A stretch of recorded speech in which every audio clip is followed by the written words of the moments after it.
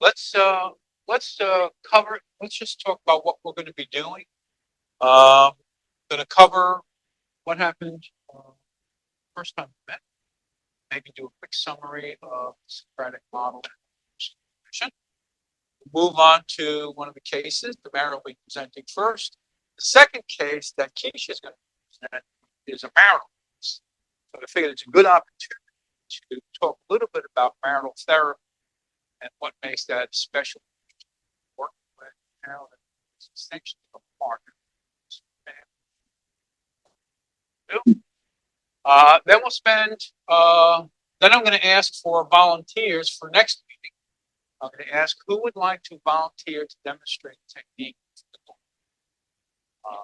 What you'll do is you'll show us how you do it. You'll then model it with somebody who will be showing you back how they practice. Would like to demonstrate a technique. I will. Will? You will? Okay, welcome. Um, we also need volunteer to present the case next time.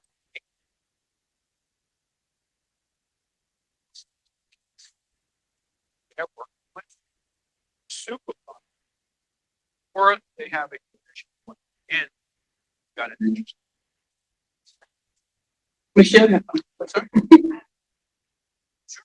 Okay, right. And just a reminder that this is train the trainer training.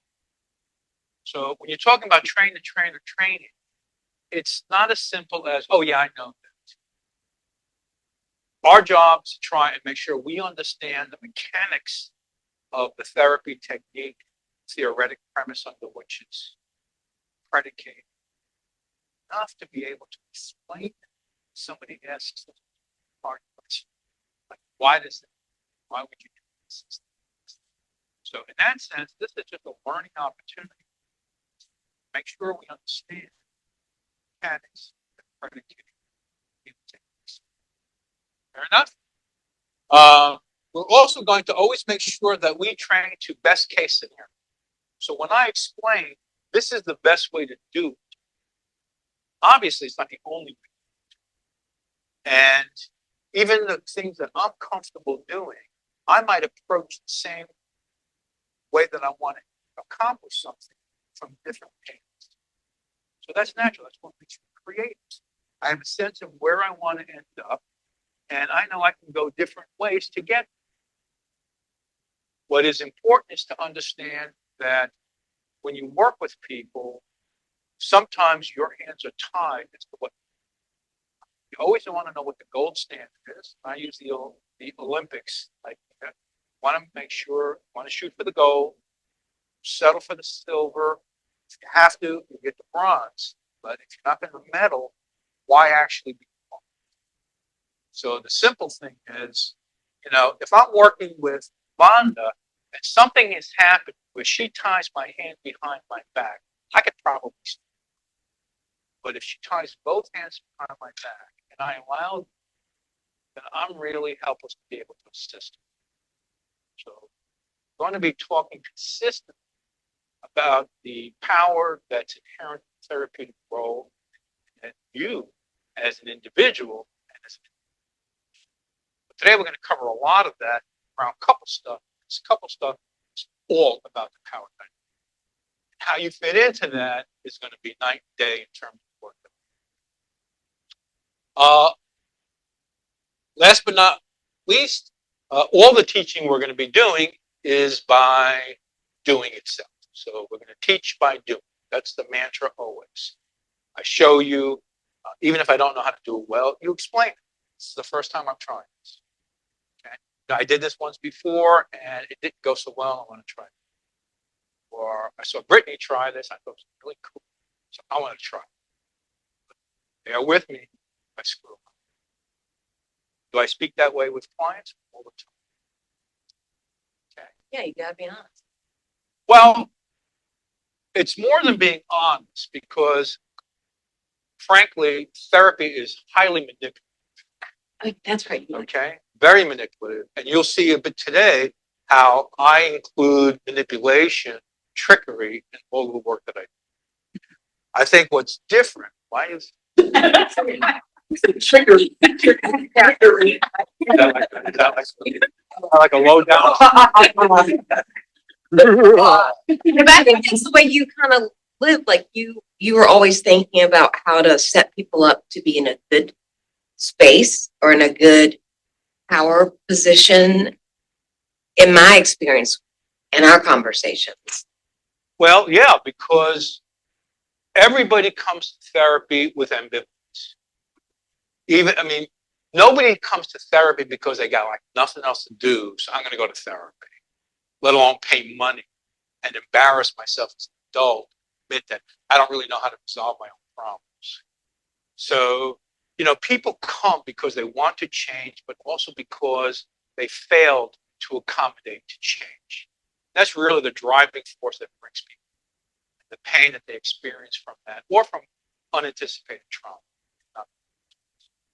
So people come in and they're ambivalent. They want change, but if you could promise them happiness and wealth, that would be great. But everybody is adult enough to know that's not what it is. That as painful as what is going on now is, it's familiar. There's also a more fundamental reason. With change comes the responsibility to enact and assume that responsibility. So change brings responsibility. And a lot of us are not comfortable with the kind of responsibility that is associated with change that we have. Anyway, we don't need to get too lost down that rabbit hole. They talk about that stuff lots and lots and lots of years. But for the most part, if you've got questions about anything I say or do, just stop. It's supposed to be a learning. Okay? All right? I'm sharing with you how I work and what works for me. If you see something I do that looks good, first of all, if you see something I do and you say, oh, that's great. That's like when you're in college and you're saying to yourself, oh, it's one of the ways we mark our own advancement.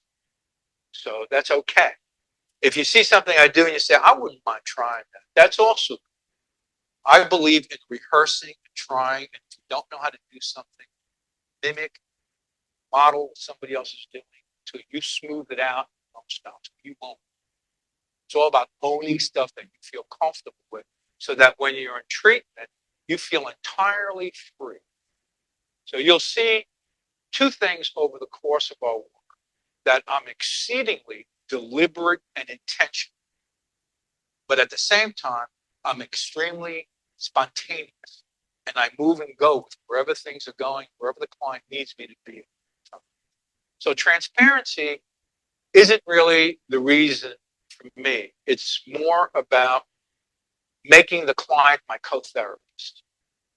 So I want to be upfront with them because I want them to understand we're doing this together. The more I make them a co-therapist, the more it changes the power dynamic. And it becomes a learning experience for both of us. And I end up in the privilege of actually being able to learn with them, to go on the journey with them. That helps me grow, not just as a clinician, but as a person. And that's the nice thing about it. It makes you get deeper. I had the privilege of meeting Dolly Ronald in Mary. The real Dolly. And it's amazing when you meet these guys who, really their whole life is around meditation and mindfulness, prayer, just like they're like.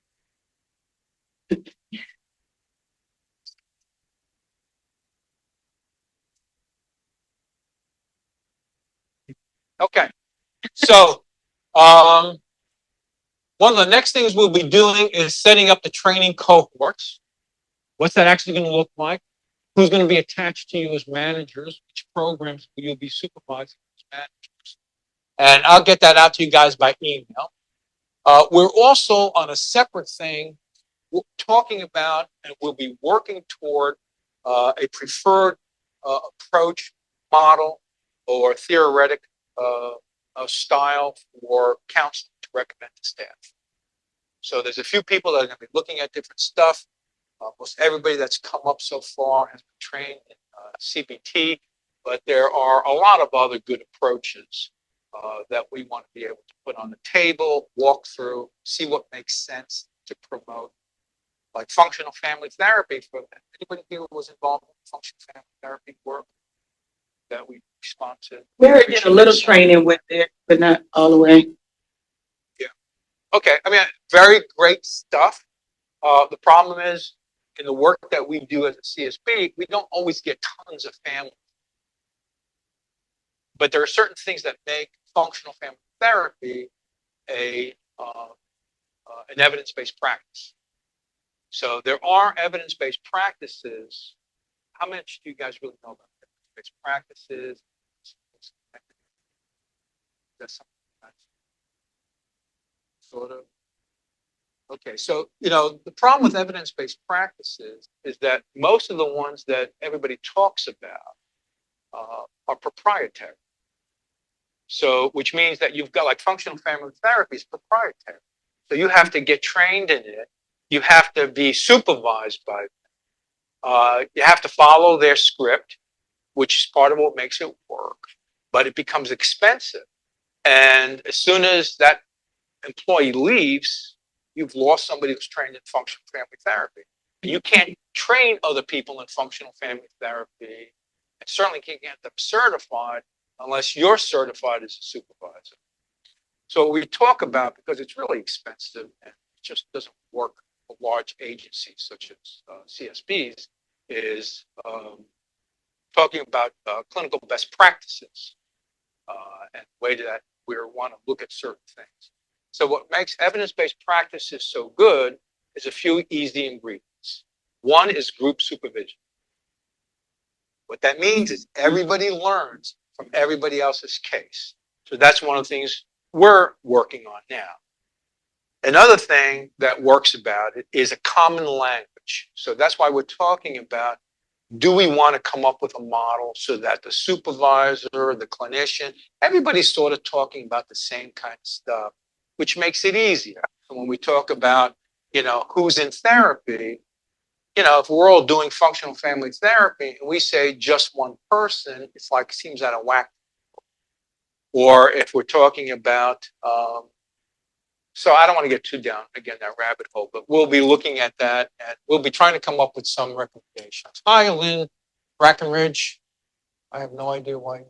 No, David said don't click it. Someone went No, on. I'm not going to. Yeah. Okay. And one of the things we'll be doing, if not the next session, the session after that is I'm going to ask you guys to help set up a live supervision. Okay, to bring in a client, and I will work with them live, and we'll talk a little bit about what that might look like. Okay, because have any of you done live supervision work? Some of you have done co-therapy. I know that. Have any of you done live supervision or gone in as a consultant on a case? Brittany, you have? Mary, yes, all the time. Okay, all right, okay. All right, what's the matter? I was, what you said, bring in the client, like my mind, so people need to.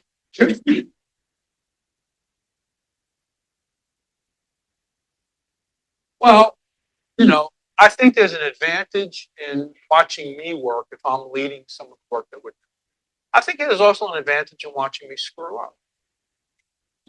Yeah, I mean, because I will learn from my mistakes in therapy, and I think that's important to model. I mean, I've done a lot of clinical work in the last 45 years, taught systems and family therapy at a graduate, postgraduate level, but I still screw all the time. It's just that. You can't not screw. Okay, so it's like just like when none of us are perfect, like we're always realizing that we thought we got over something, but still our stuff is still there. And that's one of the good things about supervising. So when I do clinical work, her issues trigger me. That gives me an opportunity to recognize that my issues are still my issues and to work on it, right? And in struggling to help her with whatever she's going through, which is a mirror issue for me and why I'm being triggered, it gives me an opportunity to be doing my own therapy. Well, the same thing is true if she is supervising Michelle and Michelle's case or issues with her client are triggering her and she is now triggering. So that 3-level trigger actually it's called isomorphism. You don't have to worry about that. We'll talk about that in advanced practice stuff. But it's really where I have blind spots because I don't want to deal with something that's painful for me. And she's struggling in the same way because she's having difficulty dealing with that issue with Michelle because it's painful for her. So the advantage of supervision is that normally when Michelle is having an issue that triggers Vonda and is kicking up dirt pain for her, hopefully, she's able to turn around and say, wait a minute, no, this is going on for you. Or as her supervisor, this is what's going on. But when the same issue is being triggered 3 layers. So there are ways to look at that and understand it better. And what do you do with that? Which is why sometimes a group supervision format like this, somebody to say, hey, what's going on? Say, oh, right. Thought it was way more cool.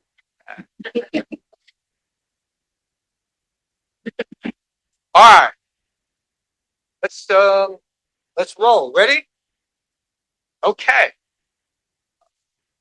All right. This is what the live supervision will look like. Normally, so this is not something most places do. So it's a really good opportunity to try something here that you don't normally get in most organizations. I learned this method back in 1990. I took a 2-year intensive with Richard Belson, who had studied with Jay Haley and Claude Madanes, and had set up the Family Therapy Institute in Long Island.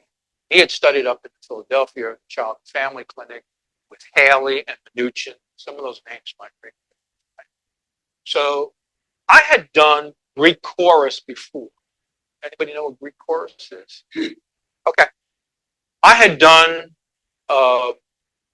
one-way mirrors before. Everybody knows what one-way mirrors is. That's where Vonda and I are in the room working, and a supervisor is either back here watching through a one-way mirror or two-way mirror, depending on how terminology is, or is on the phone calling in, right? So it allows a lot of really interesting stuff that you can do. So for example, I mean, if Vonda is working with me, she's supposed to be, encouraging and wonderful and telling me what a good guy I am. And she's working with me and she's encouraging me along. The part of her realizes, because there's ambivalence, that I also don't want to change. So despite what I profess, there's a part of me that doesn't want to change. So she turns around and says, they're telling me that even though you mean, well, and you believe what you're saying, you really don't want to change your relationship. So she ends up giving me the message from somebody else that's inherent in the clinical dynamic. But that's a very small example of how that's used. Okay. So what Richard Belson, which was more interesting, is he had a group of us in the room with the client at the same time. And it allowed him to do some very interesting stuff. So if he's working, with Vonda, he might, all the work is here. But if you invite somebody to step in, interesting things happen. So if I'm feeling stuck, I might turn and say, hold it, I'm not sure where to go. Who can help us out? And get a recommendation. Said, okay, that sounds good. Well, why don't we try it? And try it. He might also be more tricky. And he might say, I'm confused because I hear what you're saying, but as a man, that's difficult to reach. Maybe one of the women who have more experience with that would be willing to step in and do that. Who would like to do it? He vacates the chair, gives it up to one of the clinicians that are sitting in sunshine. This type of tag team therapy approach, you would think is problematic for the client. But 2 years that we did this with different client systems, people love it. People very, very much to our surprise. Because we had the usual stuff is, oh, nobody's going to want a co-therapist. Nobody, it feels overwhelming, 2 people in a room, let alone 8 people. But if you introduce it properly, people understand the benefits of it, and they're open to it. Again, if you take the approach that this is all an experience, an experiment. All right, makes sense. So when we work, we'll invite somebody in who's willing to come in on these terms, and I'll start working. And you can watch at least me, how I work. And if one of you feel comfortable, or if the client permits it, I'll open it up to see who else is willing to jump into this. Okay, a little freaky, but what you will find is I always ask for volunteers first. So the first time we do stuff, like who wants to do this role play, I'll ask for volunteers. After the first couple of times, I don't. I start picking, especially if you're hanging back. Okay, because we got to get you to step forward. All right. We just have a question. Yeah. So the facility prior to moving to Virginia, they did co-therapy, but the approach they did it with a counselor and a therapist with juveniles, and it was very successful. Is that something we can do here with this, the QMHP with a therapist, or you prefer always to therapist? I'm sorry. So the facility that I work for, they did the tag team therapy, but it was with a counselor and a therapist, meaning the QMHP level, and with a client, which underage juvenile. And it was very successful at that facility because the relationship different with the QMHP versus relationship with the therapist. So when they tag team it, it was very successful because of the relationships were different.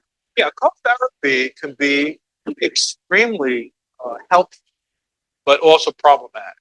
It really depends on how these 2 therapists evolve their roles. So some people, like we did sculpting the first time we met, just a small little smidgen of that.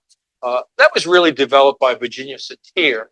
And Virginia Satir always worked in co-therapy. She believed, now this is back then, that you always modeled the husband-wife team when you did therapy, that you acted as mommy and daddy. So there was always a male-female therapist. Now that was back then, and we've gotten more sophisticated since then, and we've learned that that's not really the issue. When I go in and do co-therapy with somebody, so the problem is, I mean, if we go and I do co-therapy with this group, part of it depends on, I've got 40 years. So I don't know this person's experience unless we work that through. If they're going to continually, let me take the lead, then it's not really co-therapy. So we have to work out what's comfortable. And we may even adopt roles of good cop, bad cop, whatever. The most reason why we don't do things this way and we don't practice working with clients with 10 clinicians is because it's not, realistic billing. So we're all cheap. So even if it works well and works better, we don't do it because, first of all, people haven't learned some of these things. They don't feel comfortable. and we think we have ideas, but we don't. So, why do we do, why is therapy 15 minutes or why is, Did you take a while to get there?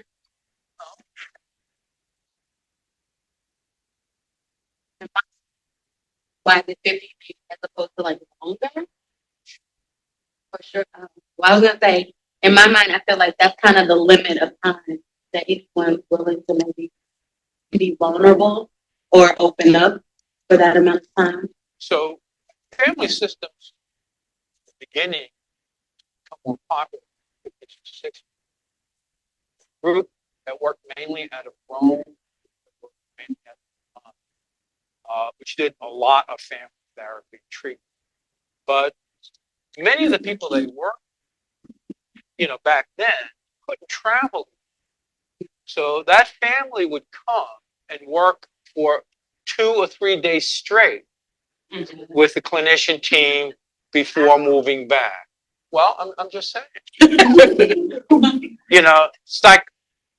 Psychoanalysis, Freudian psychoanalysis was 3 to 5 times a week, more like 5 times a week. For 3 to 5 years, more like 5 years. When you really analyze it, there is no clinical benefit to the way we organize the therapeutic structure. Insurance benefits. Because he didn't do What's to do with it? Yeah, and we think that Right, that's okay. something I mean, that makes I'm sense, just- but I don't think it makes sense, but that's what we have to work. We work in that realm, I guess. well, we have to we have to know the gold, but we have to be realistic about what our thresholds are given on where we work. So somebody comes in on crisis, right? Well, if they're coming in crisis, doesn't it make more sense for you to work with them 2 or 3 times this week, and maybe 2 or 3 times next week, and then maybe once a week, and then maybe once every other week? Well, how come we don't do that? Right. We don't always think about what's actually therapeutic. Right now, I'm having a running fight once again with people about outpatient therapy and medication management.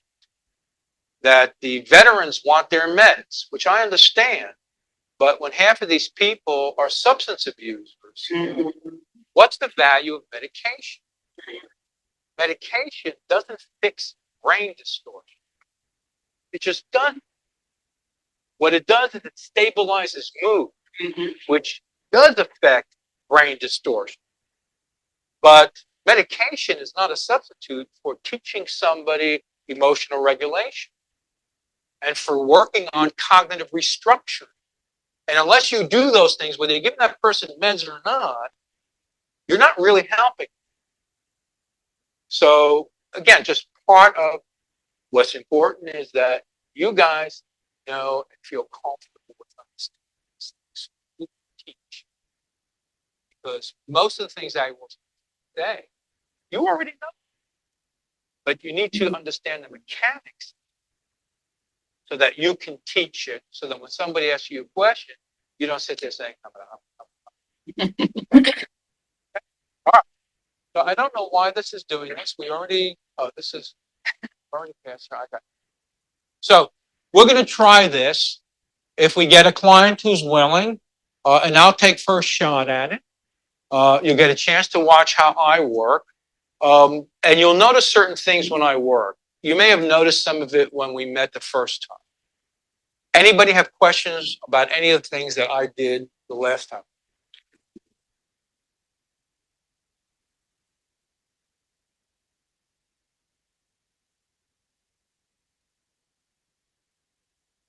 Okay. The way you saw me do, because we only did a little bit, we tried to rush through, tried to do too much as usual. But that is the way I work. That's the way I work. I'm open and get up a lot. I'm very directive. I talk about everything as an experiment. And I believe that my job is to help people get past the ambivalence and continue to encourage them to take risk in session. And to do that, I'll cajole with them, I'll joke with them, I'll flirt with them, I'll do whatever is necessary with them. So let's try something, just so you see how I work. Who'd like to help me out? Michelle, you look like you want. Wish we should look. All right, I ask you to be a client for a minute. Okay, I ask you to go outside and give me half a minute and then knock on it. Okay? All right, Half a minute. half a minute. Take half a minute to get up. Okay.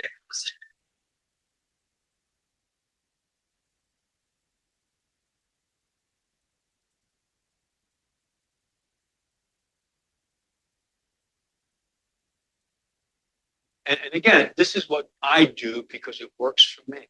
I always approach a new client the same. It's like a first session. This is like a first session, just so you have a sense of the way that I work.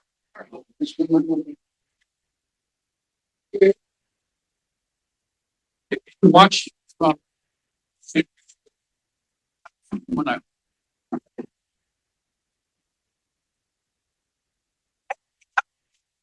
Demetrius. Yeah, we're going to be meeting it here. So please just take one of the seats up there in the front, make yourself comfortable, and I'll be right with you. Okay?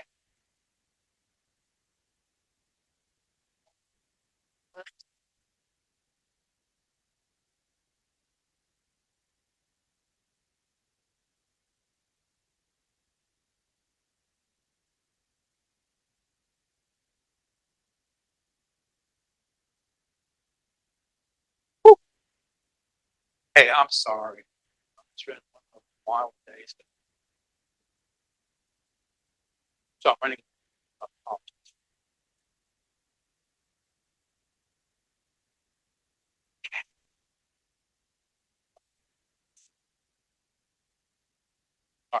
Who noticed what I did? You let her come in and choose her chair, Uh-huh. and you stepped out Uh-huh. for, your intensive purposes, and she kind of was kind of like, Mhm. but you just kind of let her. I did some very intentional moves. Who can point them? Put your hand over her hand. Okay.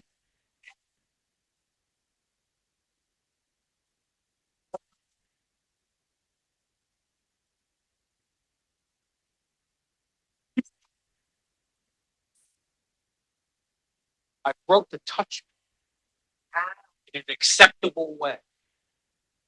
Maybe because I'm a guy, but I'm going to try and develop rapport and intimacy as quickly as I can.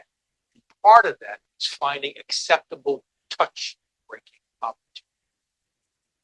What's appropriate, what's not. Okay? This is appropriate because in our culture, shaking hands is appropriate. Sometimes we shake hands just like this. Sometimes we do this a little bit more. But this is normally acceptable. I'm also testing what she permits. Okay. All right. So, hey, we're going to be working here. What did I just do? Touched her again. Okay. Touched her. Now, you may not feel comfortable touching someone, and they may not feel comfortable being touched. But because these are socially acceptable, including the permission to touch because of the circumstance, not social context, circumstance, I do two things. I enter her space, touch her in a way that is non-sexual. Okay? Then I let her go sit down and pick her seat because I'm curious as to how she wants to arrange things before I come in. So she sits there. I didn't pick this chair because I just don't like it. It doesn't have wheels. I always like a chair. I was like, Now you saw the way I sit. How did I sit with her? yeah, pretty close. Okay. But more importantly, right. I didn't sit this way. Now, some people do, but I'm very mindful of this as a male therapist because this is more sexual.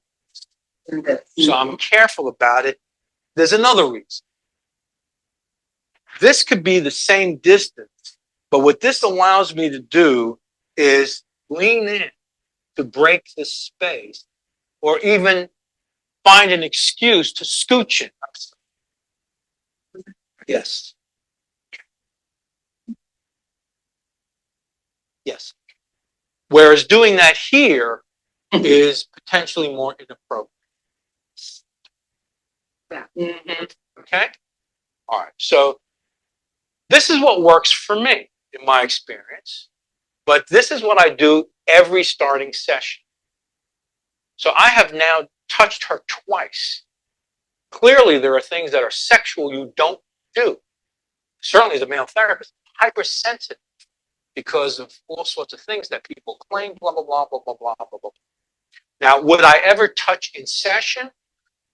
Well, if we were becoming co-therapists, okay, first of all, I would never touch anything that's identified as an erogenous zone, at least not in America. But if we were working in co-therapy, not co-therapy, we were at the point where it became more like co-therapists, I might say, you know what? Let's look at your genome. Can you spin around so we can take a look at it? So, yeah. So tell me about these people. I notice, wait, is that your mom? Tell me about you. This is something that might be okay. Or look, because this is not sustained contact. It's not sustained. There's a difference between tapping her and holding her. Mhm. Okay? You need to find what works for you. My point is, the goal as a clinician is to become intentionally more deliberate so that you look at the way you approach just about every session with that level of attention. Okay? And it's got to make sense to you. Does that mean what I do always makes sense? I do stupid shit all the time. All the time.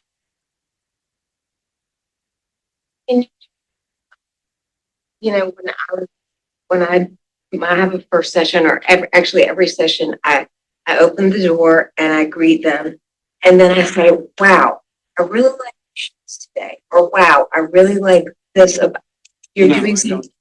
I mean, with that, First of all, that would be considered inappropriate for me as a man. right. But I just like give a compliment and then come on back. I don't again. But first of all, the way our culture is today, even people complimenting other people's hair, their dress can be seen as overly invasive. Okay. Now, is this invasive? It is. But she will tell me, and then I will do something to work with that. I did one other thing. I want to see if anybody caught it, including I touched, did this, I let her pick her chair. What else did I do? You left. I did. I left so that I gave her a chance to consciously decide where she wants to sit, but also where she wants me to sit. Mhm. Right, but I did something else. Come on. Come on. In terms of what you said when you came in, What'd I say? apologize. I apologize. Sorry, it's been. Why did I apologize? Huh? That's not why I apologized. I'm sorry? That's not why I apologized. Anybody can identify with, oh my God, I've had a crazy day. Well, that's partly true. I apologized so that I endeared myself to her Yeah. by giving her an opportunity to say, it's okay. Uh-huh. I put myself in the one down position. I messed up. Yeah, you're already. What, Tamara? Why do you keep shaking your head? You think this is too much trickery? Right. Yeah, let's trigger it.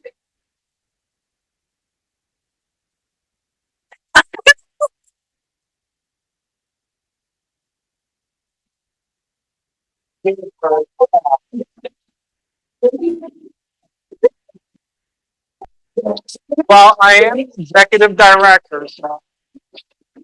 So you walked out. Especially because then if I'm like, why every, you keep walking up this door? I did that the first time. Oh, okay, okay. I did. Keep reading out the door. Well, now, I might do that, I might not do that even every session. But if I'm nervous about what the experience will bring, let's say it's a family coming, or we've invited the angry dad, or I just don't know. If I have an opportunity, I will do that because I want to test. And it gives me an opportunity to break the touch barrier. Okay, which otherwise would not be appropriate. I mean, if I'm in regular session with her, is it appropriate for me to say, right? Whereas because we were squeezed together at the door, I could turn around and say, even when I do that, I always make direct eye contact, but it is just like this. Okay? All right? I respect you. I'm not going to press you. I'm not going to stare. Okay? Just let you know I'm here. Okay? All right. I want you to be thinking about your work in that same deliberate. That's all it really is about. Not doing what I do. You're welcome to do what I do or pick any part of it that works for you. But it's really more about developing your own style, but being very intentional. All right, let's quickly cover the stuff about the Socratic method that you guys will be doing once we give you managers to work with. You'll see it modeled today. We're going to, for the case staffing, the presenter puts the genogram up. We want to know the number of sessions and who's in session. The presenter, in this case, it'll be Demara and Keisha, will tell us why are they presenting the case? What do they believe they need help? And then as the facilitator, I'll let the group ask questions for 5 or 10 minutes. That's pretty much all you need to do. Okay? As the facilitator, this is really where it's you don't have to be a genius. You're just the facilitator. You don't need to know any more than anybody else in the room. Because everybody in the room will be generating the ideas that normally some big mock-up presenter generates. But we don't need a big mock-up presenter in each group. What we need is the group itself to brainstorm. Because that's how you improve their clinical skills. You sharpen their clinical skills. Okay. Role of the facilitator. Your job is to prohibit members from giving advice. So when Keisha presents, nobody here is going to tell her what she needs to do with her case. Nor are they going to make believe that they're telling her by asking her questions. Did you think about doing this? What if you... That's not a lie. That's all bullshit. Your job is not to give her advice. Your job is to tell us what you would do. Okay? What would you do? Then what would you do? And then we might turn to the group. Tell me what might happen if we did this. What if we tried this? So we want to help the group to brainstorm. And we're going to get members to role play. Show us how you would do that. Show us how you would say. Okay, you would tell Dad. Well, show us how you would tell. Who might tell Dad different? Okay, so this is what we basically covered. It's in your handouts. The PowerPoints that are sent out are not the same, like this stuff here is not the same as what we went over. And the reason for that is because this is meant to be read. Because it's got just too much information, so really if you want to start reading this stuff, it's basically an easier way to read, but it's got a lot of material. So it's intended to be read. Whereas we're not going to read these slides. Is this moving on its own? Yeah. Looking at that. It's me and Gloria. My wife, Gloria. 40 years of marriage, that's what you look like. Anybody needs one of those books? I have them in my office. Yeah. So I actually have them in Logan. Don't give them out. Why not? 'Cause he's asking. Logan.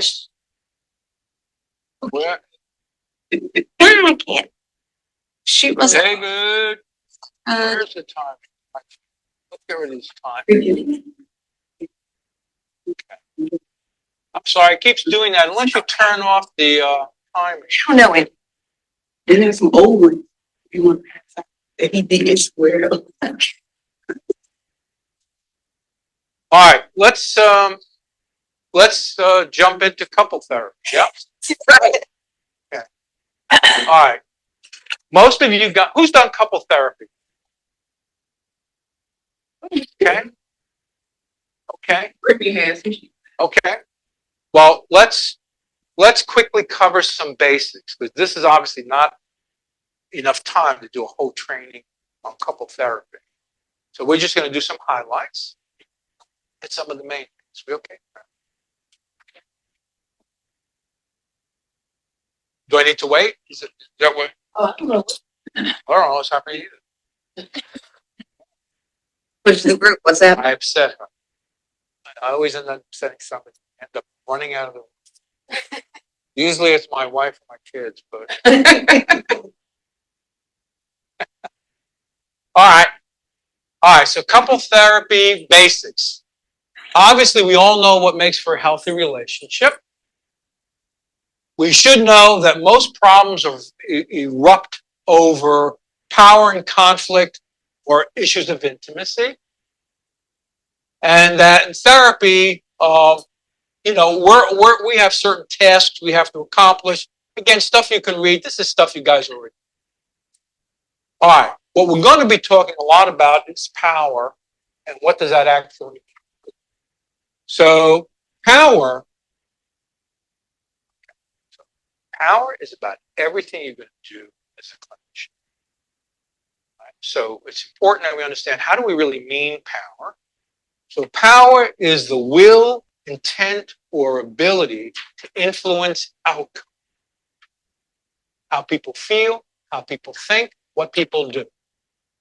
It is at the core of every social interaction and all human activity. Power defines the roles and rules around social interaction. It defines the style of communication, how love, caring, anger, and other emotions are expressed and understood. It determines the style of decision-making and problem solving. It defines the level of trust for meeting or not meeting needs. It establishes rules for interdependence and for independence. Conflict, which is a natural byproduct of competing interests, is always about power. Okay? And when people come to you, there's conflict in existence. They may not say, I'm here because I'm fighting with Mary. But conflict is always inherent in why people are coming into treatment. Okay? So it's very important that we learn about conflict resolution, but also the importance of power. So, conflict and distress in relationships, again, very, very basic couple work. This is a nice little thing from Moshe Ratzon. It's about ways that people show that they're in distress. They bicker, they fight, lack of trust, fighting escalates, and so on. Stuff we all know because we've been alive more than 5 minutes in life.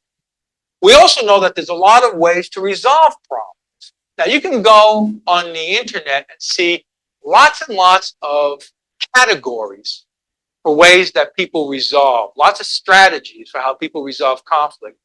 These are probably the 6 most common that you'll see categorized. Everybody cuts and pastes from everybody else, but these are all different remedies that we have for reconciling conflict when it exists. Okay? And we're not talking about conflict like, what do you want to watch? Well, I don't want to watch that. I want to watch this. Well, I thought we were going to have, Thai food tonight. Tell me you want to go to the Italian place.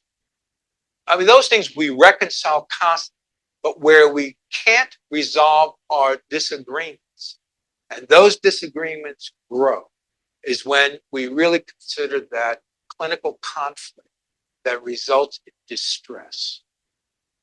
Okay? So, stress, which has that word stress in it, is very important for us to understand. We're not necessarily concerned about that. What we're concerned about is unresolved conflict that's emerged into power. Okay.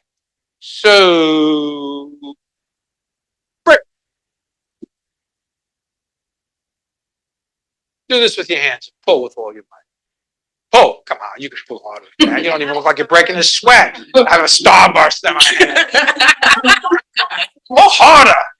Harder. Break a sweat. Pull hard. What do you feel? Tension. Okay. Let me ask you something. This couple is having a hand wrestle, right? Would you hand wrestle me? Yeah. Left hand or right? Why? My dominant. I mean, it's stronger. Okay. If that's your stronger hand, you did this. How come you didn't do this?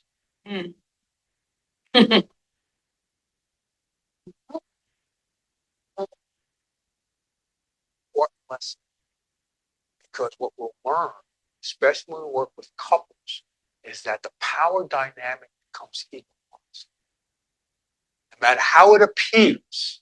And that's where therapists fall prey.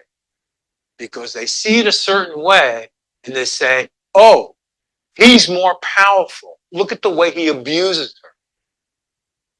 Until we start to recognize the incredible power in passivity and in passive aggressive acts. What's important is today we're going to talk a little bit about symptoms, because we always talk about symptoms, but we never really talk about what is really a symptom. And what we'll see today is that symptoms are actually extremely intense passive power struggles. What? What? Yes. Go here, therapist. Genius. All right. Regardless of how it appears, the power dynamic is equalized. She is incredibly adept at frustrating the shit out of him with her passivity, her depression, her inadequacy. Whenever you have a relationship where there has been a sharing of real intimacy, you have that power dynamic always operating in a way where these people are locked in a relationship. Now, it gets more complicated as you add more people into the mix. And we'll be talking about that a little bit when we talk about triangulation. Okay, so there are three common couples patterns of distress. The first is what you would imagine. It's stable. The relationship is generally satisfying, but something has happened to destabilize their relationship. There was a car accident, a sudden death, somebody was victimized, something. But normally, this couple is stable and has a satisfying relationship, which means that they have the inherent supports to self-heal. They may come in because too much stress has pushed them over the edge, and they need some help nudging back. Okay? So that will be your job, assuming you even see this kind of a couple. Again, they have the inherent skills to realign themselves without the need for us therapists. The second pattern is stable but an unsatisfying relationship.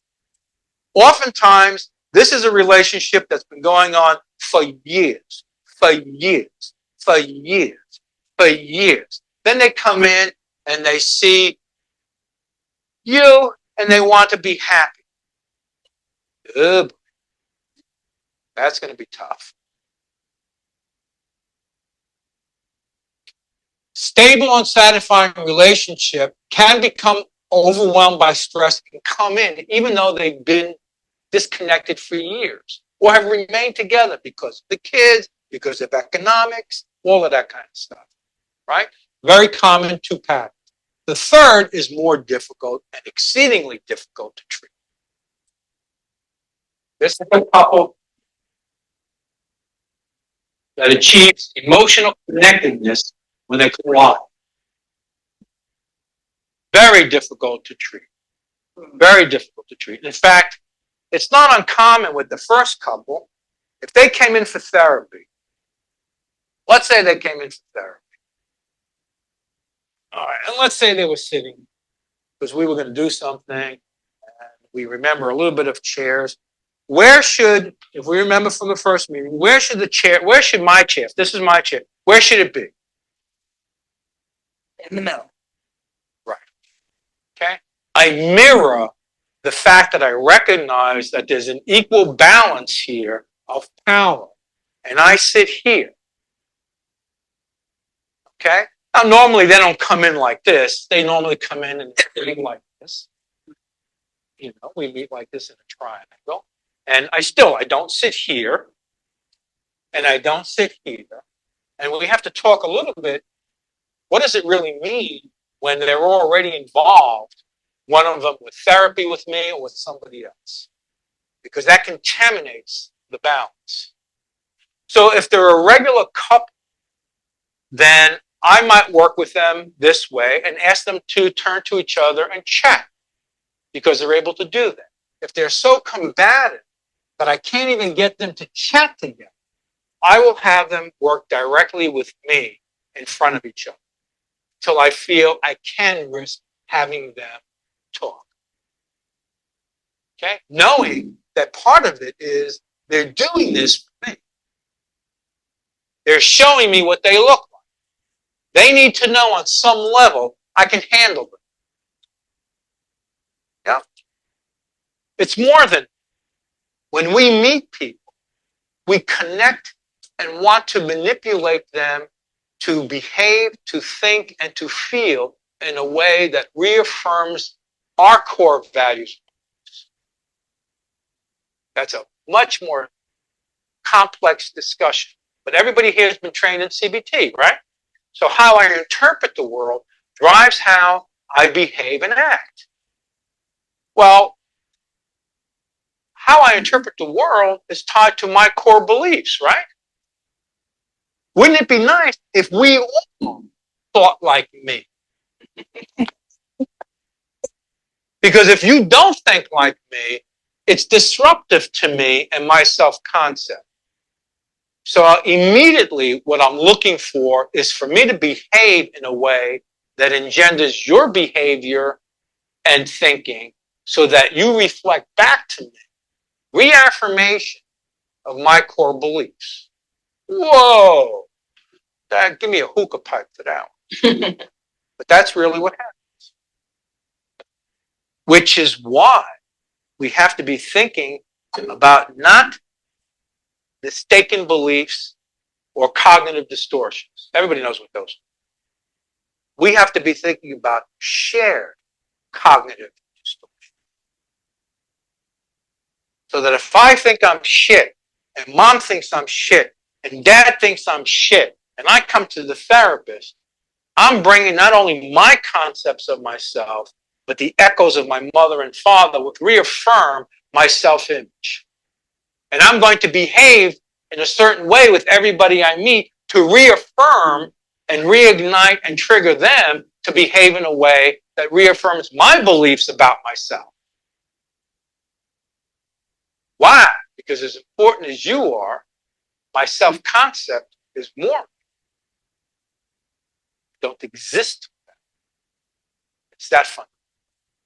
So we are always shaping the people around us, which is why you see when you read the newspaper, you sit there and say to yourself, how the hell can these people be saying this shit in politics? I don't get it. And then you find out, oh, they all breathe in the same air. Right? We talk about gangs. Well, what's a gang? What is a political party? What is any of that stuff but shared distortions? Because none of them have a more accurate depiction of the world. None of them do. Who has the most exact perspective on the world in this room? Who's the dominant perspective in this room? Raise your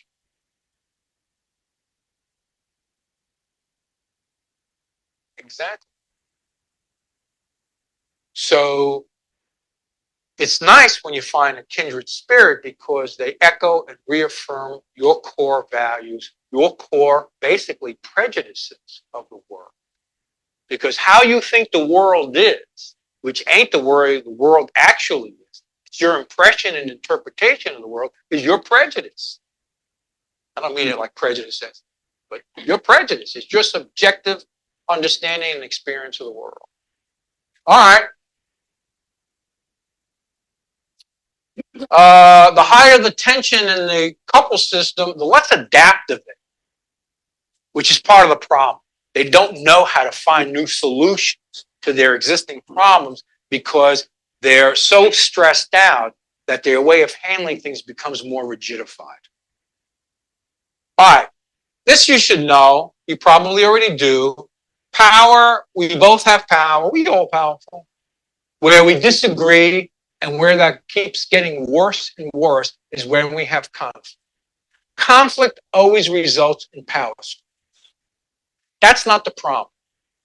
The problem is the way that people behave in order to break the power struggle. They misbehave. And they do things to either overpower somebody or to undermine that partner's power. And that's when you run into a problem. All right, so am I going too fast for folks?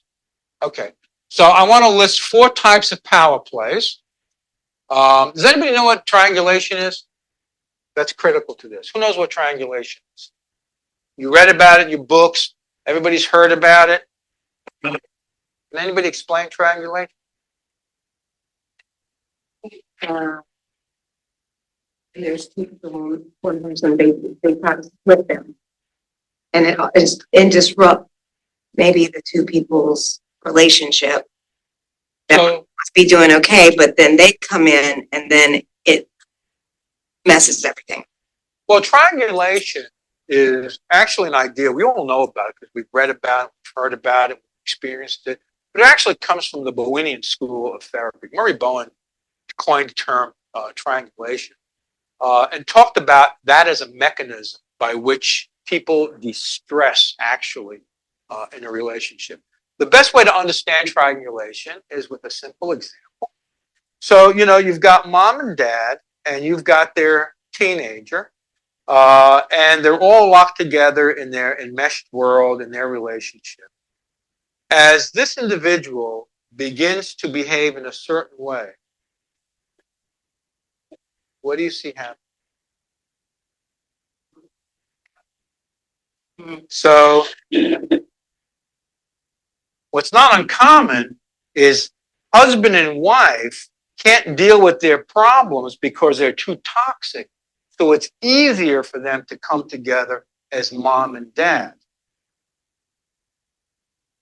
And they come together out of their mutual concern for their youngster who's having problems in school. Very common scenario, right? What's the problem with this?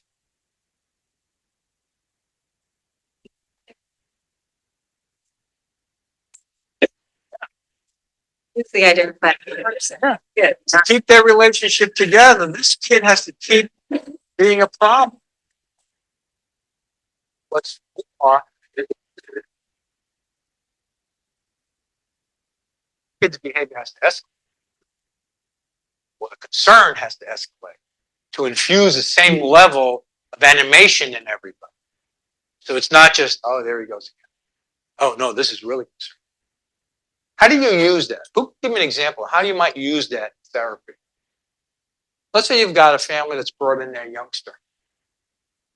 And you know that deep in your heart, this kid's not so. How could you use that?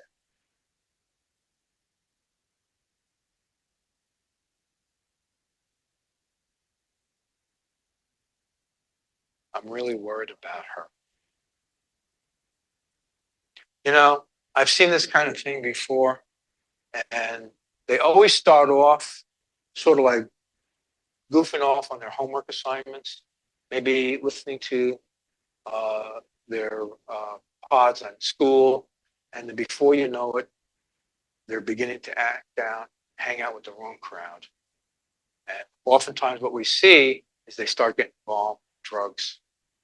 They start getting involved with gangs. Sometimes they're even prostituting themselves. Think I got her attention now? Oh, hell yeah. Hell yeah. So I might not say prostitute, I might go that far, although I do. But what I'm doing is I'm inflating the concern with the what if.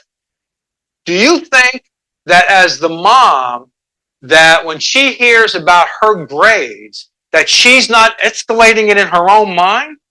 Because most people would say, it's like, oh, all right, so it's a B, it's not a... No, you don't understand.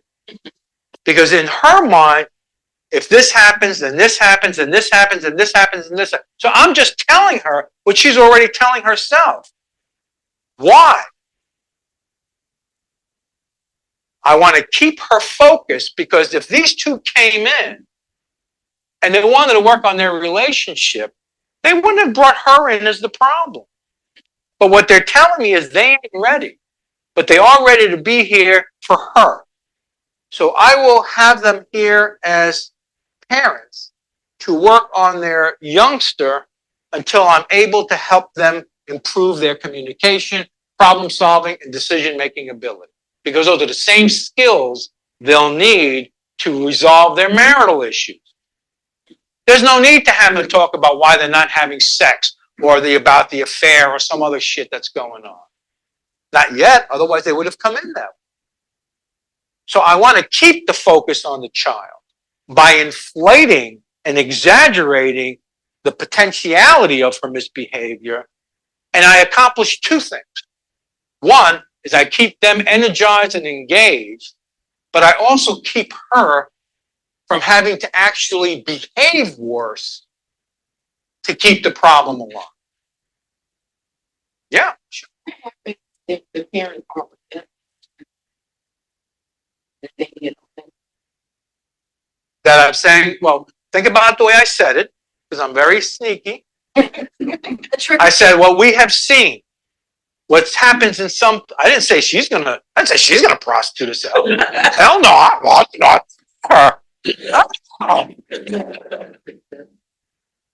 Well, I'll say things like what some parents understandably worry about is bing, bing, bing, bing, bing, bing, fire alarm.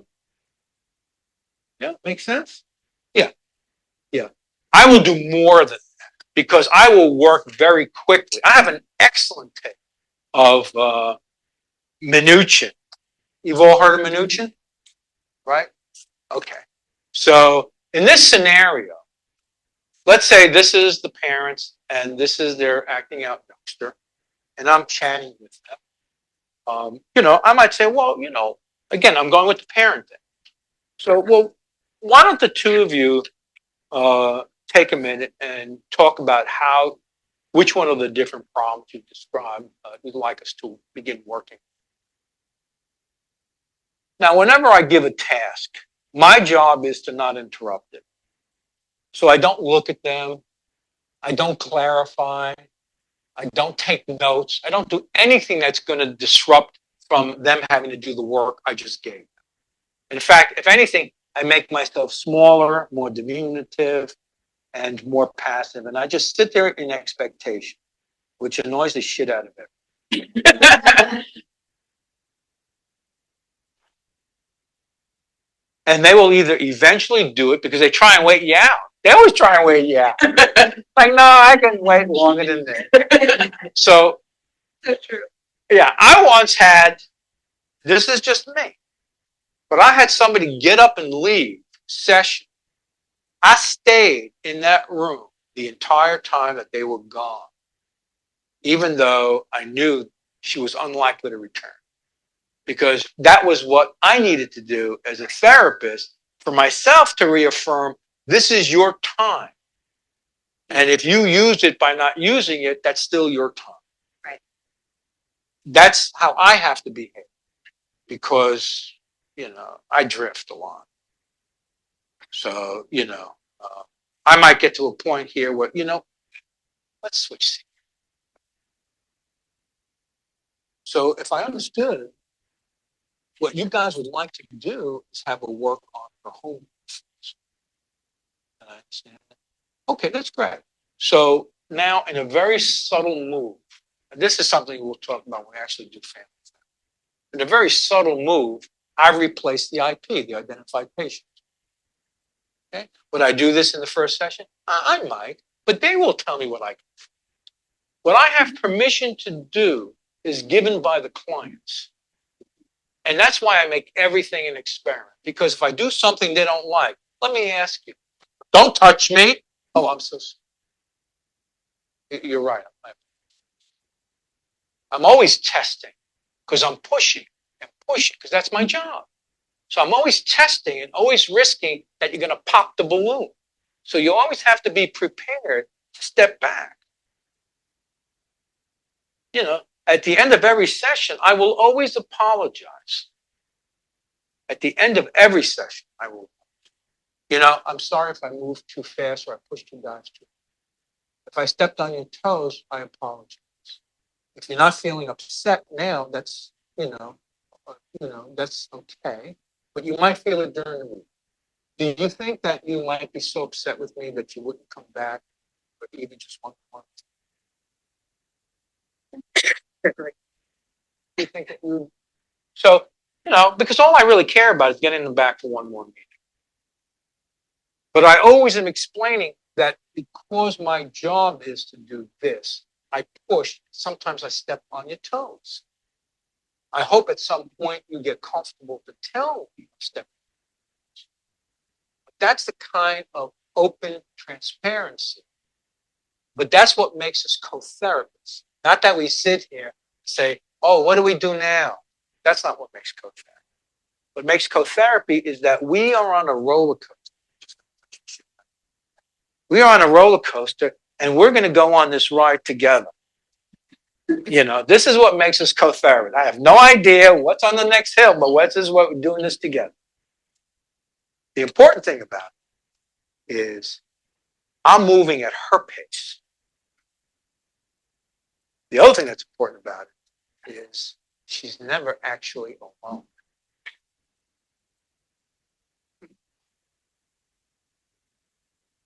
All right, so 4 types of power plays. This is important. First is chronic discord. We fight like cats and dogs.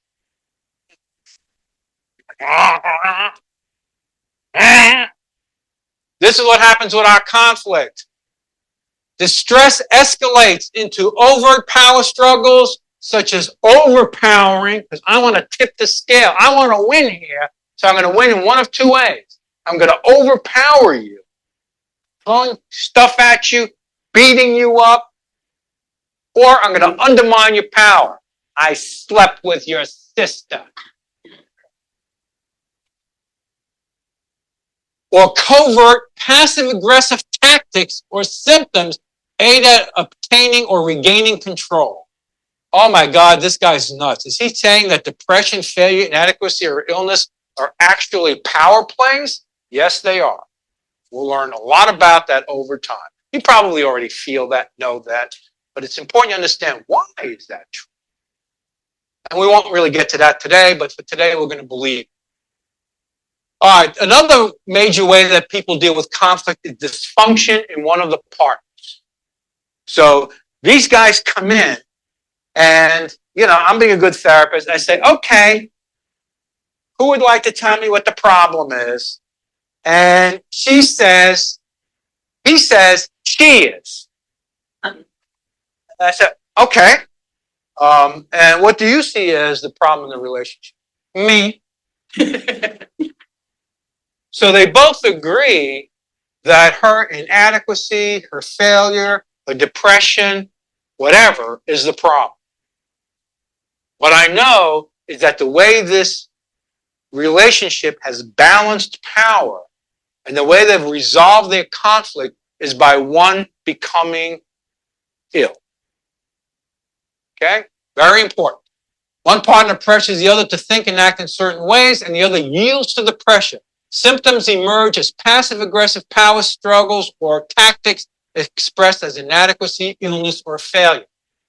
The symptom then becomes the focus of the triangulation. It's not her that's fucked up, excuse my French. He's depressed.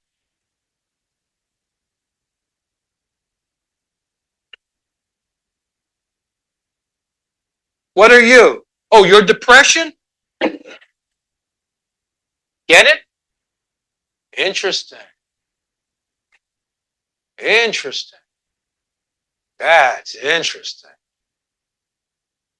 Right? Here's one you all know. What are you? Oh, alcoholism.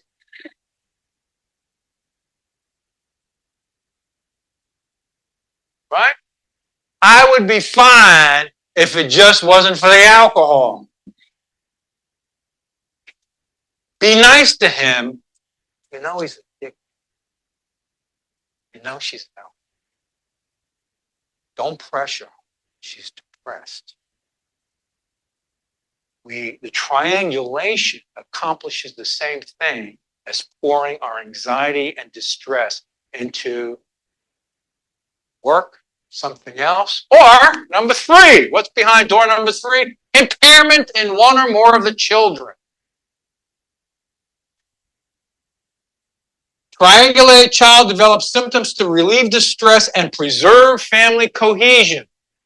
And number 4, here's a theory. So obviously, the problem is if these two triangulate the child, and we know that they lessen distress through triangulation, well, who's the third leg of the triangle here? What? The therapist. So I know that even though these two are fighting like cats and dogs, what are they likely to do with something? Michelle? Yeah, they're going to collude against me. Yeah, you little stinkers. Yeah.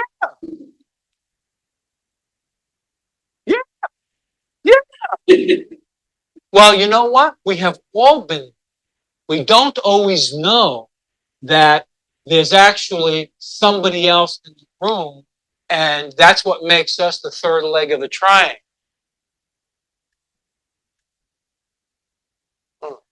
And it may be his depression, and I'm getting between him and his depression.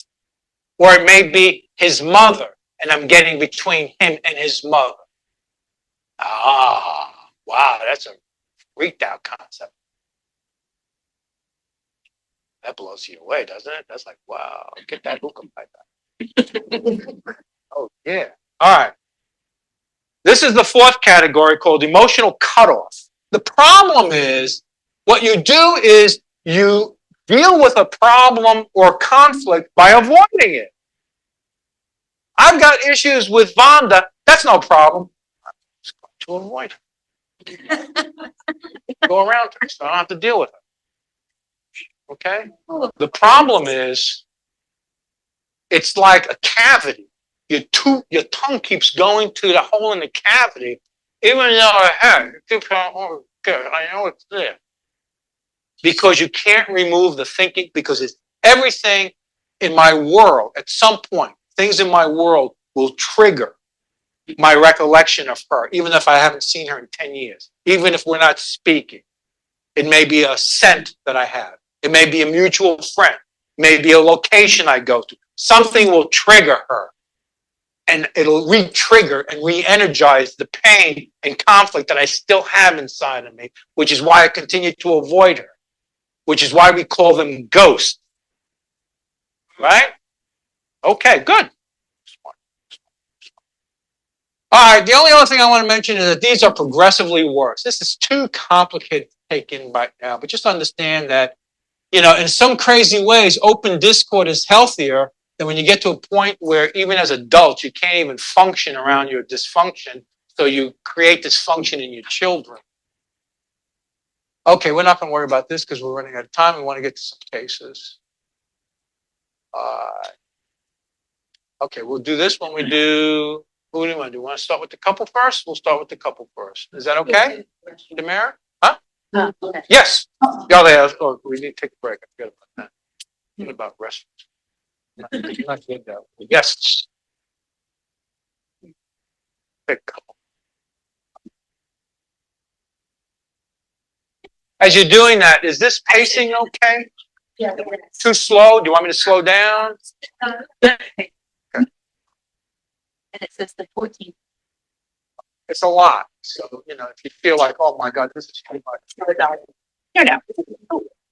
Go around tails. No, And then I thought, my cousin, I think he's like 10,000 years old. I don't even need money. Well, he's from Nepal. Yeah. So they lived forever, I think. But I didn't, I don't know why. I guess I missed that day. But like, you know, like I missed the day that they were like, there's more than one Dalai Lama. This year.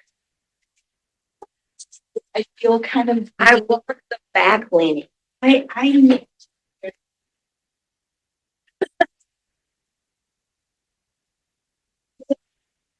Anyway, the quote specifically from the. That's really funny. What's that? Yeah, so y'all were the lead. What's that? Yeah. Yeah, cool. Yes, I was gonna get for a while when you know, in my 20s. In the heyday. Okay. And I did not take enough of it. I love it. I love it. Place. We moved from, which We've already talked. was the bane of my existence. I did not appreciate small town life. I thought it was like a step up. It was not. It's because I was here. It cannot function.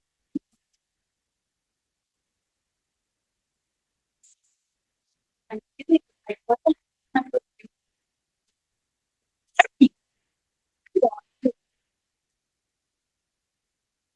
Ezra survived. Are they telling? All right, what time? It is more. Maybe. Oh,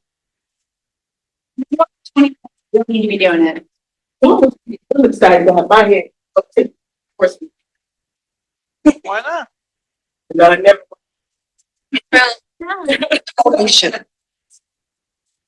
We're all therapists. It's just a question of whether you can bill for it. Agreed. Yes, So take those 2 courses. What 2 courses? Is one on substance abuse? I didn't take any of the, I did the, my master's in psychology and with the emphasis on running. You can find out what you might need. They're the only ones that can. Then I'm gonna go back to all these classes I'm taking with you to see if you can give me my hours for them. Well, I would say you're pretty successful in what that you're doing. Great manager. Well, thank you. I was a college, and worse than that, my first 2 years of college, I took only courses that I thought were interesting. I never took any of the introduction. so it's true. It's true. It's true. So when I wanted to go for a master's, I had to go back to college to complete coursework.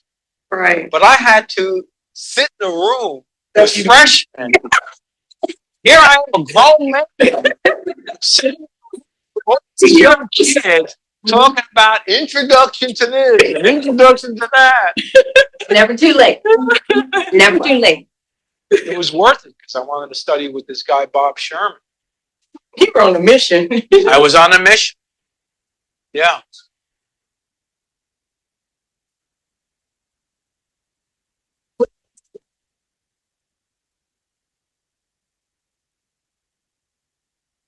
It's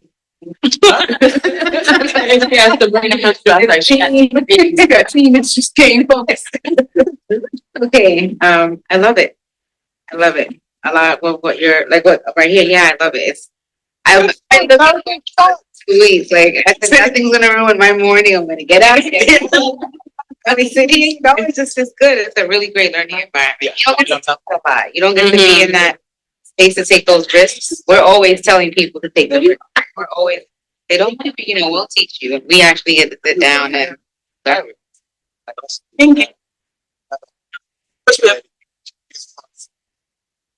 But the No, we're going to cover you first because you wait. QMHP is trying to get them eat like that. Yeah. Some of the things you're doing with your team. Yeah. And if they come back and It'll help us mirror Right. what most people are dealing with. Most folks aren't.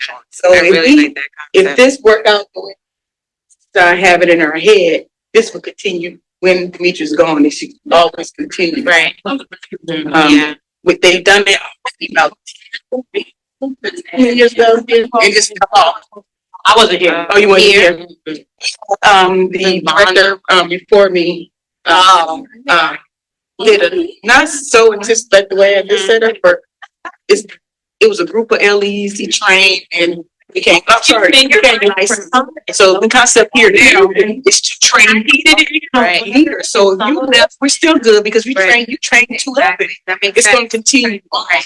It doesn't stay with the person like that, like the family. That's what happened was that director left and it fell back.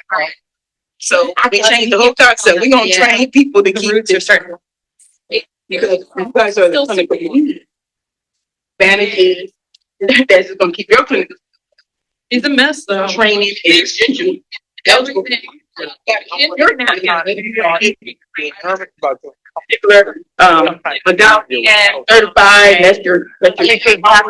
They outnumber you with a family, it's a little bit different. So there's. Now. Starting. Yes.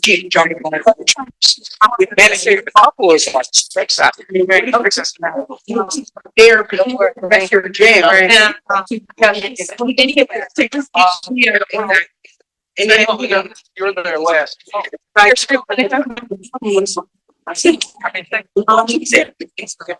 they tell me, oh, I said, there was sugar parties. I'm talking about the same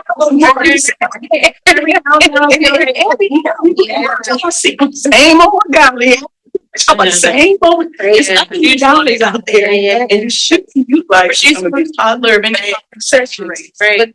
No, and then. I know what they're talking about in there. I think about that too. They're saying it About that all the time too. I mean, I got licensed people. I'm concerned about what they talking about. It's better on LE. Yeah. And are they getting better? Are they really guiding them? Right. Because some, but yeah, outside. Oh, and they need the supervision from outside. Does that go with our culture here? Right, that's what I was gonna say. Like that's. You're I'm terrified about near the work. Yeah. You trying to doing your therapy and with our age. Right. Right. Okay, push it out. So this is the right connected. Well, I don't know where that. we're, this is going to work. Yeah. Oh, yeah. Yeah. You have a good group. You have a small group. So Well, this is small. But when you break y'all out into what programs that you'll be doing for supervision, it gets a little bigger there. But you pretend to find your leaders in there. I yeah. don't know. The matter. And you teach your field. Right. So they can continue on, and all you do is checking. Life is okay. Yeah. So come on, you know, Yeah. our twins. Yeah, that's Yeah. Like, oh, we had a family session, and this. So what did you do? Well, I got stuck here. Did you try it? Sorry, I didn't realize. You guys here. Oh, yeah. Yeah. All that eight replacement for And I'm okay. What was it? Yeah, I like that. I like that 30 seconds. Yeah. Yeah. And how, So my word Yeah. here before. I can be right. And, let me just get the two-way mirror. I'm forgetting that started. The ropes have. You come in, bring the client, watch them the stuff. okay. He'll tell you. I'm sorry for the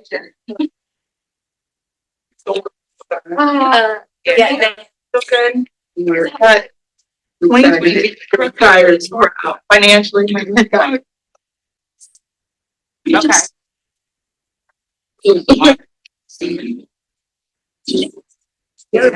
Getting 9 people at one go. Yeah, the next generation, we have to keep going, so it won't be right.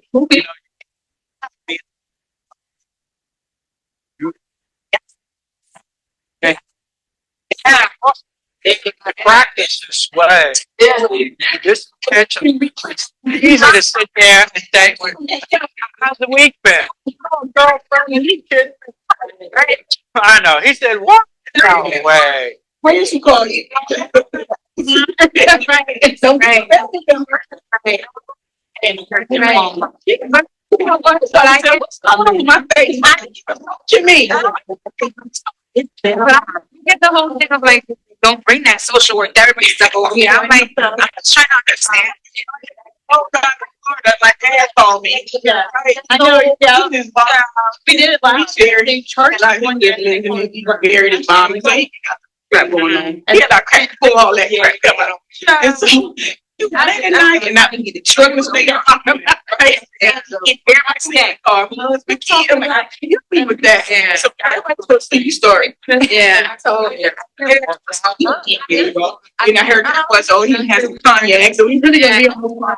He's talking. I said, "Sir, oh, yeah." So they can talk and stuff. It's happening to him. Don't start like that. Shut up. Right. I know. He's like, all right, do it.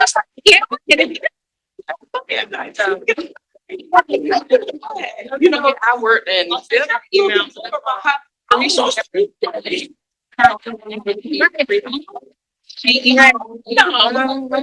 I'm sitting here, rap. You know that drug talk. Right. You know we drunk, let's get deep. Right. But it was so funny. Right.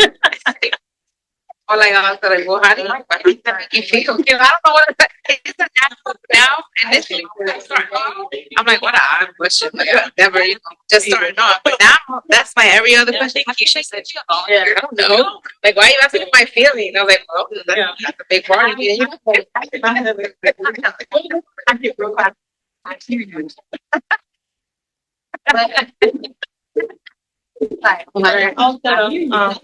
Fortunately, the first day. Right. So, here we go. Especially my dad.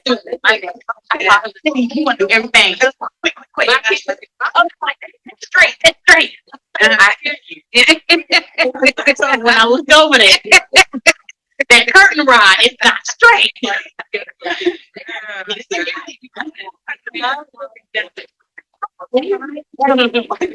And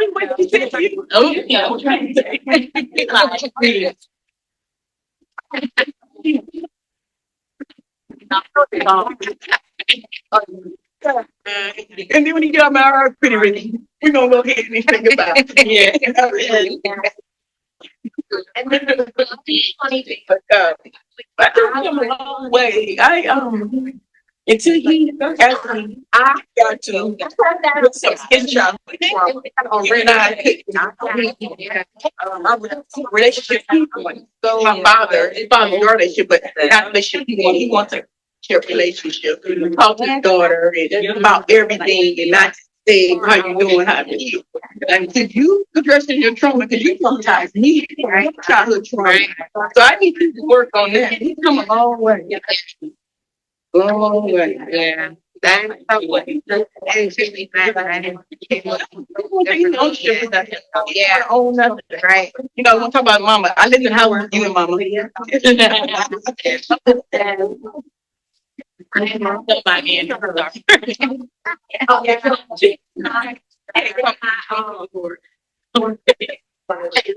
I was like, if Bettina pulled this one together, why do I have a whole bag of stuff? Yeah. Diabetes. No, diabetes. Oh, that works.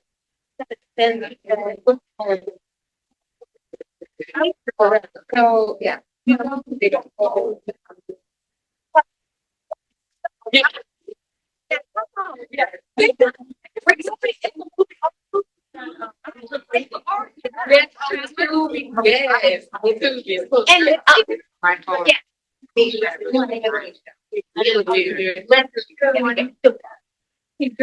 Okay, read the pizza and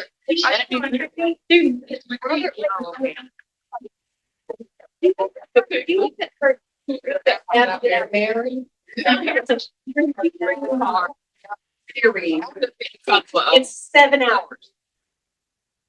No, but you can watch it on YouTube. Recent too. Oh, no. It's, but they changed it to like on Wednesday. So it's continuous. Yeah. Okay. You don't have to keep, so her name is Reese. We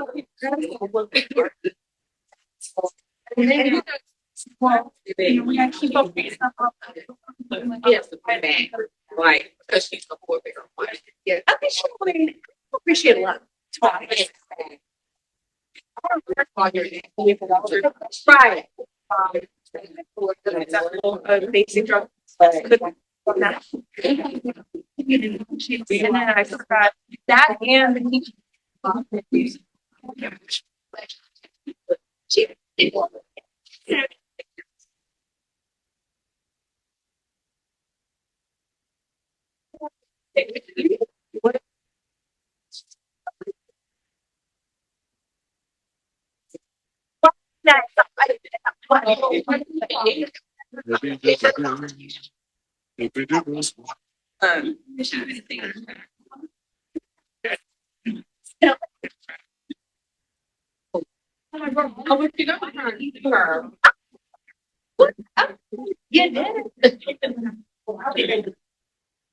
I didn't.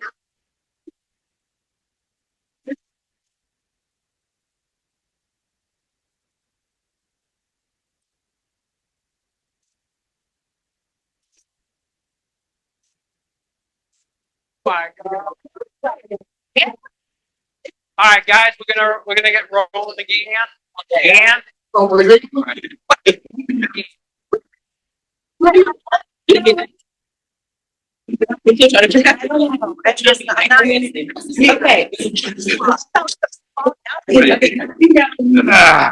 Now here, block. I'm back to it home. That. I like it.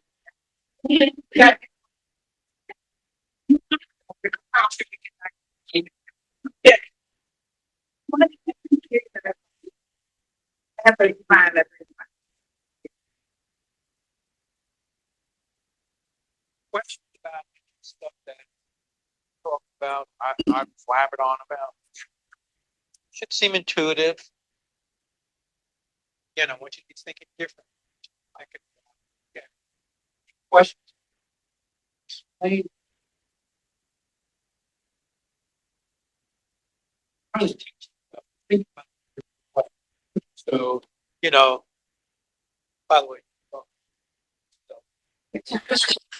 Love above this, honestly. That was the best.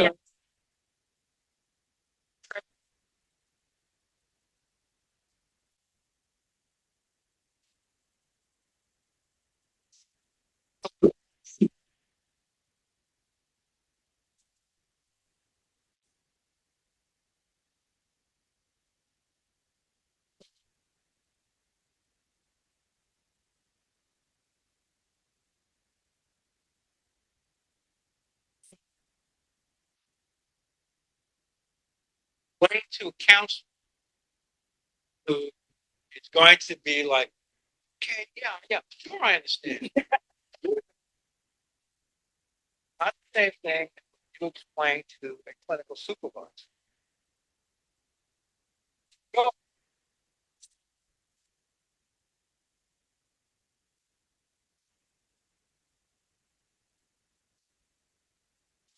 train people who are doing clinical supervision. For that, you need to really understand. Can you talk a little bit like sessions? Me? Well, I go to the door. Okay.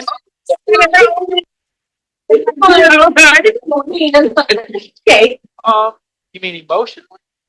All of it. When you know what your client was coming in, your first visit. How do you prepare for your first visit? Well, first, I make sure that I'm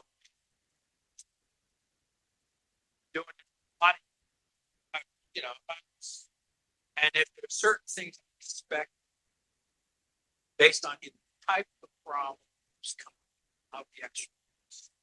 So if I know that a really angry person's coming, I have diarrhea for several hours. Meeting. I would normally at this point say,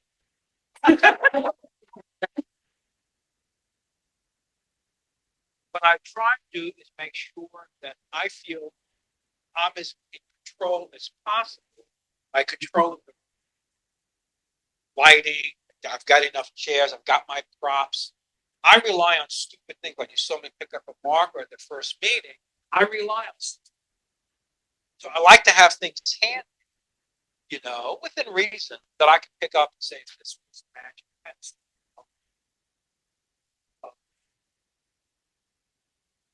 If I really am not settled in by the time I've met people, because I have found, even when I present, you meet people one-on-one at the door, you're a lot less nervous than when you walk into, because you feel you've already broken that space. But I will say I'm really nervous, even if that sounds stupid, but I can do stuff like that maybe you can't. I'm 7. You know what I'm saying? I look old. I look like I've been around. So even if I say things like, I'm new at this, people are like, yeah. Yeah. I don't know that make sure I work to make those people comfortable. But I recognize their discomfort. And I think that helps calm them. Because what I want to do is get out. So everyone is in. So here's the question. Mary,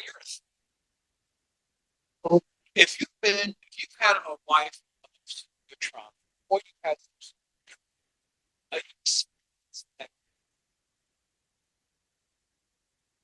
or no, you and I say hi to each other, or you're watching a TV show, are you necessarily experiencing that pain?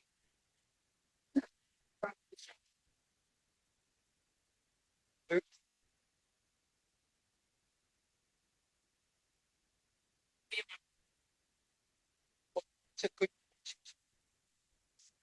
because you end up in one of two places. Either it doesn't exist and it is recreated by something, like when you think about something, or something triggers some other recollections, or it exists, and as you said, you're distracted. I'm the type that believes it exists. So it doesn't mean I don't think that your recollection re-energizes or embellishes, does things, but I don't believe it creates the pain issue.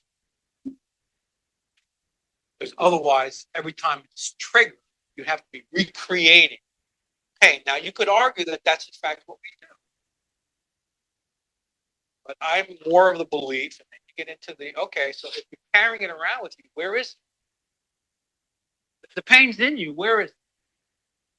Don't give me this crap. The body remembers the pain. There are no other pain sensors of that kind. Certain parts of our body.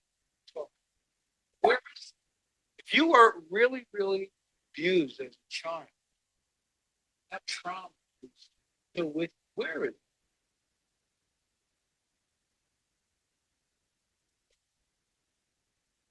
it? Your heart. Synthetic. I would say So you went for the trifecta. It's in your mind. While she's touching her throat, it's in your throat, it's in your heart, it's in your mind, it's in your heart, it's in your soul. All right. Well, what's your soul? How is it in your heart? No. What? Now, your heart is a muscle. Okay. However, speaking, candidly, when I have been hurt,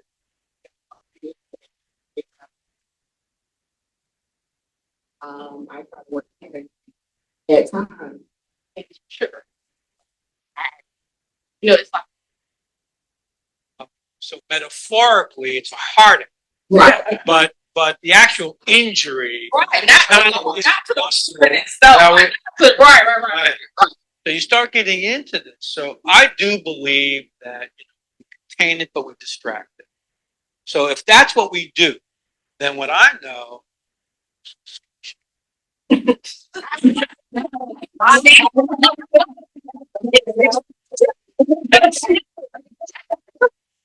What I know is if she's got it, then my job, no matter what we talk about, is to eventually help her come to terms, which is the problem because she don't want to touch it because it's painful. So my job is to help her get in touch with it, partly by addressing the way she distracts. If I could keep her from distracting, it will come out. I will also do things to intentionally talk to her about. Now, it depends on significant trauma, but she'll tell me. So I'm talking to talking to Anthony, and he says, I've got this young lady who comes in and she won't talk. I say, yeah, but she's telling you lots of things. So what do you do with her? Is it because she's afraid? Well, she's a elementary school kid. So that would be a good guess. Right? But you also have adults who won't talk. Is it because it's a power thing? Is it because they've been that injured? How do you deal with that? I started immediately because if my job is to get to you, I have to create an environment relationship. Something to take, something not an issue. And she gets used to taking the risk with because she sees what I do with. What's the difference than on your first date? You don't go on a first date and say,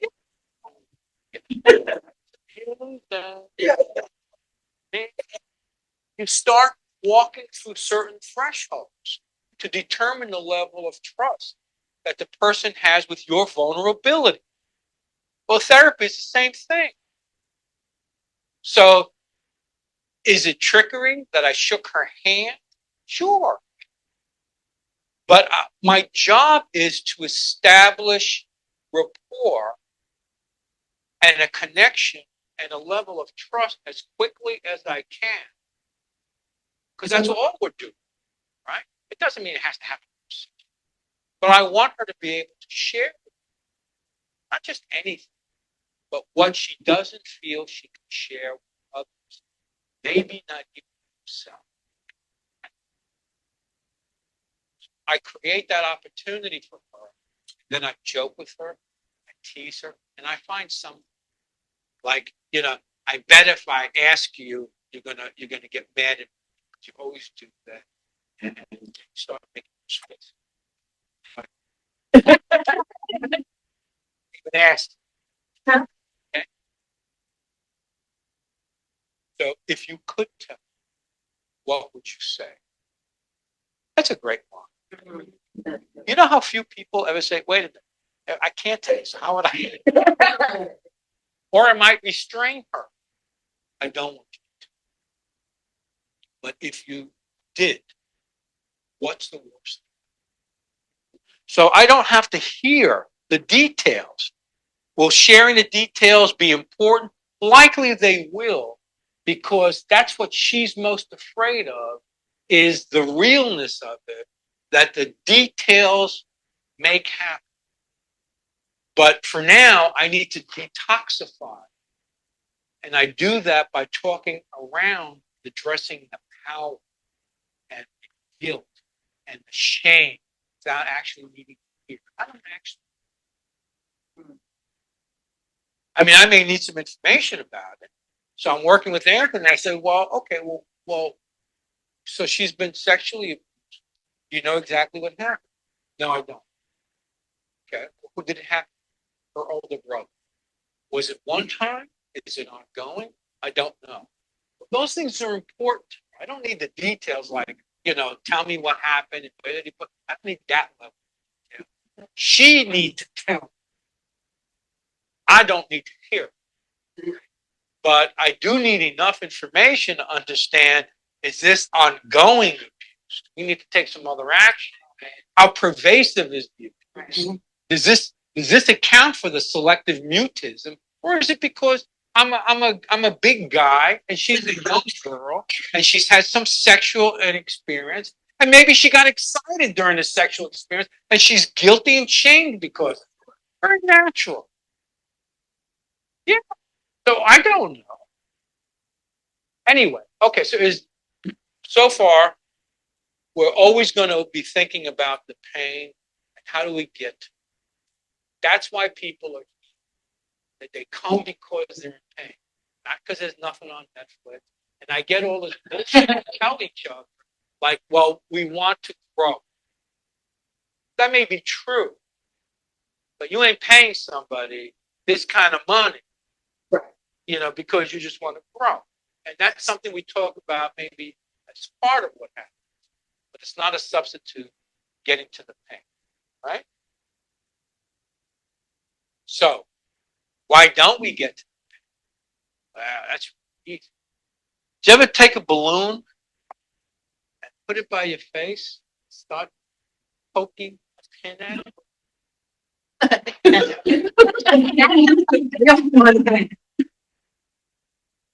So I'm worried that if I tap into her pain, she may really get pissed.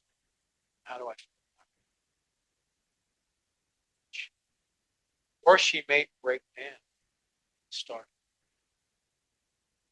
and she drown. How do I get her to stop if I feel I need her to stop? So what do I do if I don't feel I can control this? And that's where we start getting caught up as therapists. I have to control it. So we start blaming the client. She's reloading. I'm going to take it slow. That's girlfriend, right? So well, I'm going to take it slow on you because I ain't ready for all the shit that might come out. I ain't got no umbrella today. So put my galoshes on, little by little, both wade into it. Right? So, but I'll move very quickly to the pain. There are many, many ways that it's there all the time. So tell me something, make some crap up that you're upset. Give me something real that you're upset about.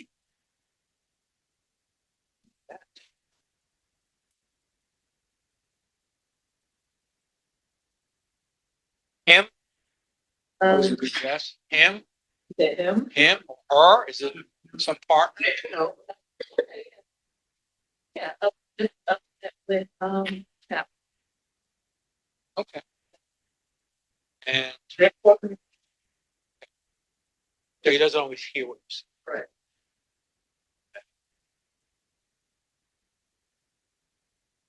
Even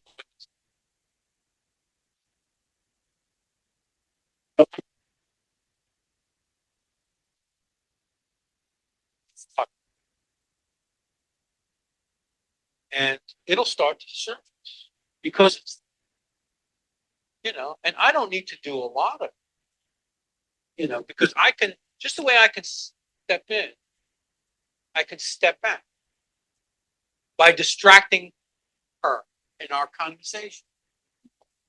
Now, where does he work? It's totally away from him. And I may do this in it. Okay. So that every time I step, it's not as shocking. So you have to develop your style, but your style should be something like whatever you do, right? Because this is the only way you can touch, step back, touch and step back, taking her with you. Because if it's too hot, you don't want her grabbing onto it like an electric shock. And you don't want her doing this. I ain't touching that. Go away, Jose. Right? It's like a severe loss or grief. We have processes for it. Right? help people, give them. Okay, tell me what happened. Stop, go, stop. Go. Okay, so we're gonna hear Damaris' case, and we're gonna model the Socratic method by doing it, which means that we're going to have her tell us about the case a little bit, why she's presenting it, who's in session, basically what does she want some advice on. Nobody here, little people.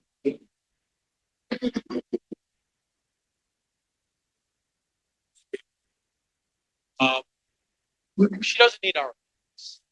When we give somebody advice, that really what we're doing is we're saying, you don't know. It's not really helpful. She wants us ideas, some things that she can try. She's doing. She wants to understand, what would you do? Well, I got an idea. Here's what I would think I would do. Okay. So she can pick and choose which one of those different ideas works for her. Okay. This is what makes this a training model. Because let's be realistic, when you meet with a group of managers, as you will, and look at a case, you're not doing case review, looking at all of their cases. You're using a case to train. That's really what you're doing, is you're using a case to train. So without further ado, I will start the facilitator role with Tamara. And then I will pick somebody, I'm not sure, but probably she'll be prepared to step in.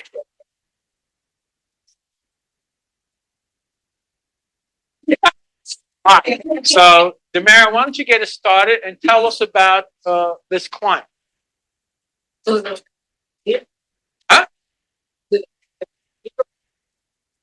Whatever you feel comfortable with. If you want me to do this part?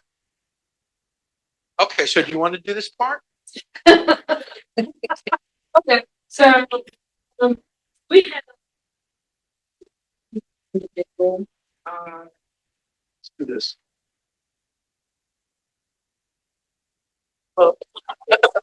Just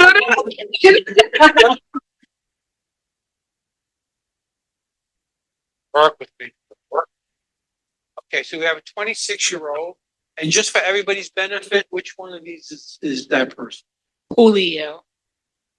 Oh, this is okay. So this is Julio. So he's our identified patient. Okay. And we can see here, if you remember the little bit, we might know from the genogram, Julio's mom is Daisy. And Juan is his dad. And this very, very large group here is his sisters and brothers. Okay. And he's the youngest. Okay. We don't always know that because, your counselors and supervisors will sometimes place people differently depending on how they hear information. So if I do the genogram now, and I only know that there was 3 kids, then I find out there's another 2 kids. I might put them here, I might put them there, depending on, instead of rewriting the whole thing. So sometimes you have to explain the genogram. So, all right, so he's 26. Okay, and he is the youngest. Yeah. So he's the baby. Okay, so life cycle wise, we already have an idea on where that is. The fact that he's 26 tells us some other stuff. He's starting to begin to do this, right? Look at work. And of course, relationships are starting to become significant and serious. We don't know anything about him, but those are what you would expect. So I'm going to, think in terms of that. But I know this is a big deal because he's the baby and he comes from a large family. And if I understand, because I asked her earlier, Julio and Juan, they're Hispanic. Okay, so I don't know what that might mean. He's following 1, 2, 3, 4 brothers, right? 4 brothers. Okay, he's the young. Doesn't mean he functions. I was the second in my family. But because I had a sister being born into a Greek family in Astoria, New York, I functioned as the oldest from the time I was born. Because it's the boy, right? Lead the family. So, yeah, so, they treated me, even though I was younger than my sister by 4 years, little by little, treated me as the oldest, and I began to function as the oldest, which I do to this day. Okay, so what else can you tell us? Daisy's parents are deceased. We don't know much about Juan's family. Okay. What else is important for us to know about Julio? And of course, we're going to ask what the presenting problem is. So, with his mother Daisy and one of Okay.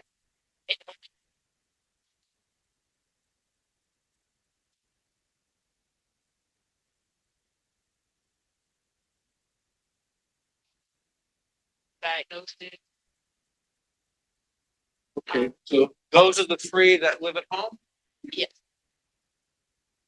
Okay, then also, the family that resides outside of the home really close, but because of behavior, actions of Julio, there is some hostility between a relationship with the sister and with the mom as well. So you see that notice? Your sister? Yes.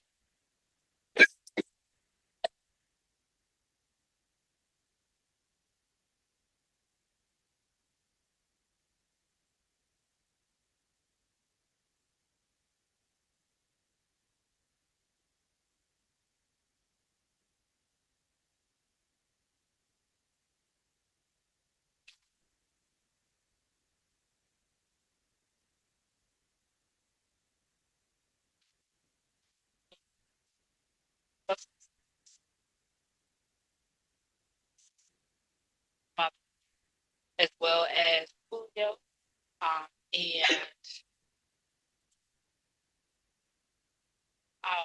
when Juan,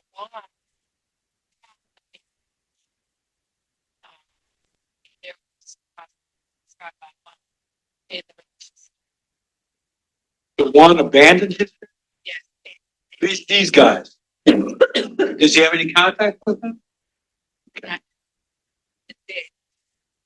Right, gotcha. Gotcha. 1, 2. Right. Okay, Really good comment. all right. So again, now the power of Eugene, what always start with the kid.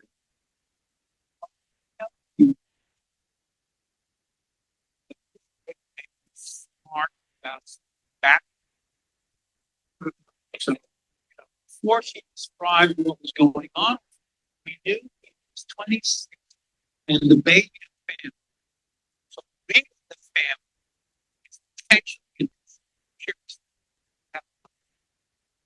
No, find out that he's living at home and with the presenting problem, not quite there yet. But basically, he's got these two terrors. He's got almost like two moms.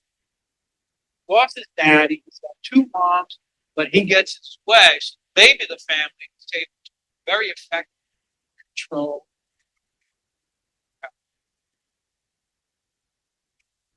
At the same time, has he ever left home? only for hospitalizations and jail time. Okay. Well, it's practice. It's some form of it's a boomerang thing. You get away, but you come back. You get away and you come back. Okay. So, we would guess because the most important task at 26 is individuation. It's beginning to step away. Okay. And to begin to form adulthood. And all the things that come with it. So we're very curious about how successful somebody is at that age, because oftentimes we know there's tremendous problems that are connected to them. So we already know that they're working with Julio, but there's a whole bunch of other people in the room, at minimum, what's the sister's name? I don't know, let's call her Dominique. I Dominique? can't remember her name. That's fine. Dominique. And. Okay. So we know those three are pivotal. Who else gets involved with the problem that you know Just of? So he's likely doing to you guys what he does to them. yeah, and then the other thing is to mention is that there's an L beside Daisy because there is a language barrier. She only speaks Spanish, and the daughter has to interpret for her and translate for us what's happening. So this is one of those wonderful things where you got a mom who's very enmeshed with the daughter, who's very enmeshed with the son, and this is the perfect little triangle, right? And of course, you guys are trying to separate here. All right. So what's the presenting problem that brought him in? Okay, so Julio was recently admitted to the code as a step down from the state hospital system. And basically he was there for restoration, but it didn't quite happen. It restored. With that, we're not really seeing much of the mental health symptoms. It's more of substance use that we're seeing. But of course, you know, that is a mask for some of that is a mask for probably what's going on. And he actually has admitted to the clinical team that he excessively takes over the counter medications such as Tylenol, Benadryl, things of that nature. And his rationale is that those over the counter medicines won't hurt him. And he has been found overdosed in the streets by someone that needed. And as soon as we found out, he went to the hospital. When he went to the hospital, they released him for the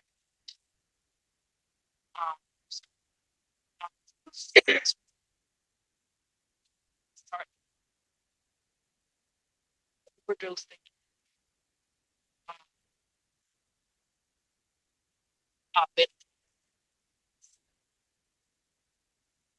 So and your reason for presenting? I guess my reason for presenting, first of all, because I think this is a pretty complex case in terms of knowing where to start, as well as when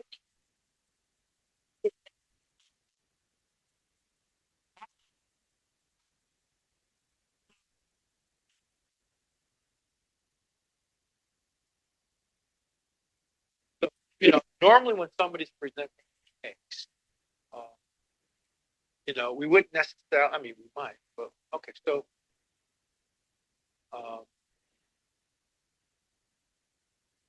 why don't we find out what people do? Okay, because you all have an idea on what we would do. This is extremely. It is a failure-prone case. And what makes it exceedingly difficult is the pervasive enmeshment and dependence of the players. Okay? I mean, here you've got adult still residing at home, an adult still residing at home. Of course, today's world, 26 is not unusual. Mom and not speaking my dependent. Of course, he's a drug user, not just iconic for dependence, clearly. So we know at least he is. Okay. All right. Rena's take.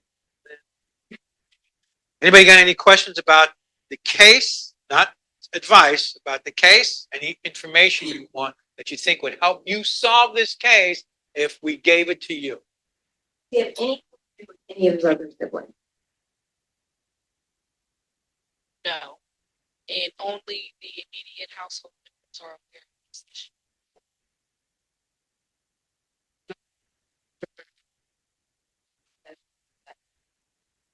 So we were not necessarily doing family sessions with the mother because she does work. But when there were issues like housing and just trying to get a little bit more information, God, because typically when individuals come from a state hospital, we don't have a full picture. So we do try to engage the family, get information, and that's how we, mother Spanish.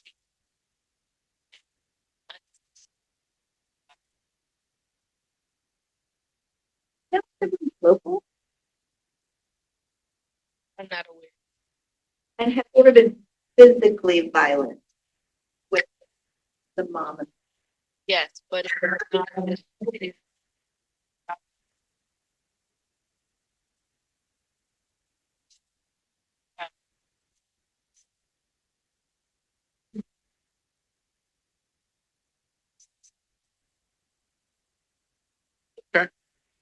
Any other burning questions? What the,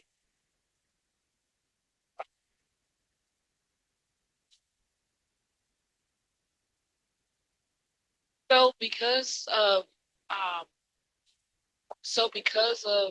what we learned initially, we always hope to transition or to at least put individuals back into the greater, whether they independently or if with family solve some of the issues.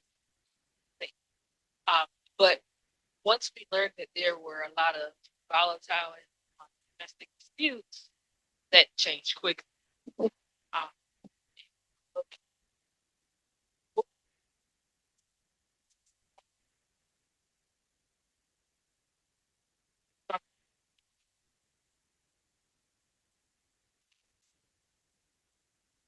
Yeah, wow, that.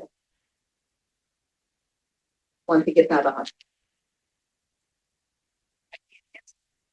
Okay, I just wondered, I don't know. The conversation, if he gets treatment, it's a possibility he could return. Okay.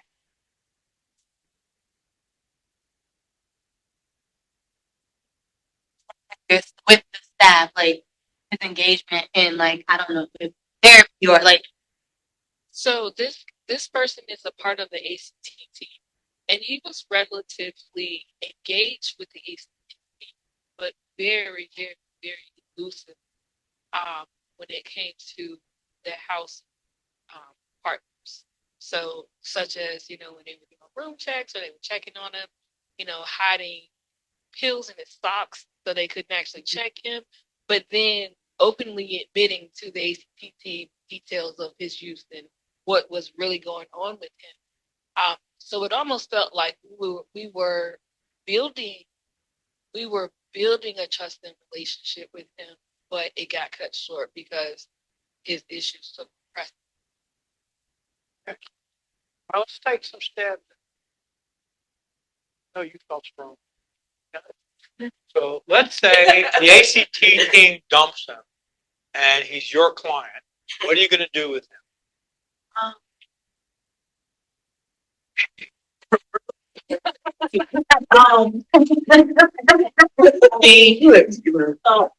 don't know a whole lot about SA. However, I would say that he would be primary SA. So, you got any microphone? No, but it's to help make you more. Um, is this thing on? Okay. So, I was saying I don't know a lot about SA treatments and things like that, but I would say that he would be primary SA. So you couldn't address the mental health until you address the SA. So I would say, and I don't know if there's any. He's coming in now. So, well, I mean, I would try to, I don't know, is it some type of SA facility or something that he could transition to or some kind of detox? Well, he's coming here. You don't have to do anything major. Let's imagine he's coming here and now. Okay. We're going to be meeting first. So if he was coming here, then, I mean, I would discuss some type of detox treatment. I'm gonna see if he was open to that, to address his essay. Maybe link him to, I know we have some essay case management here. So you want to go, you want to try and get him to consider going for essay. For essay. Okay. So what if he says, no? What would you do?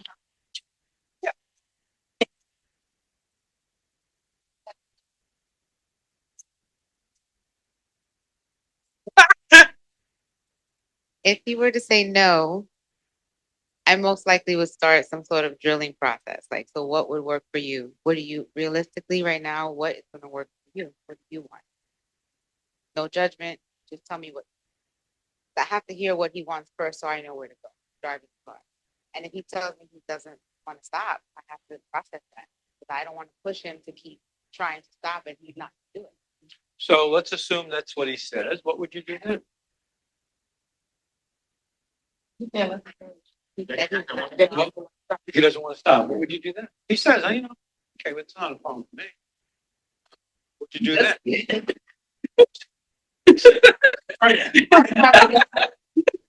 Don't say that.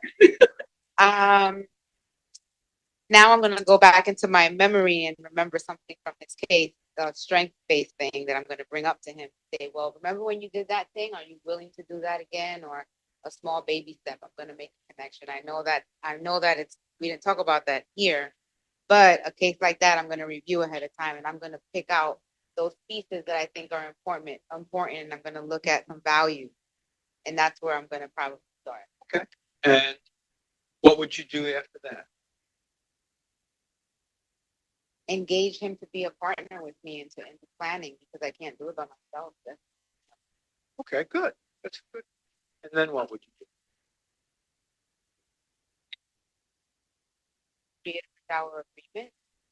Maybe I would make an agreement to see first if he's willing to make an agreement as to what the next step would be, meaning what the next step would be for tonight and tomorrow. And if you're encouraged by what you hear, what would you Then him and I are going to talk and I would probably give him a plan for the day, but I would talk to him in the morning to say, let's see how you feel and see if you want to continue with the plan. What do you think that plan would be? A daily routine. So I want to know what you're going to do. Like, what are you doing tonight? What are you doing tomorrow? And what will you do when he doesn't follow through on it?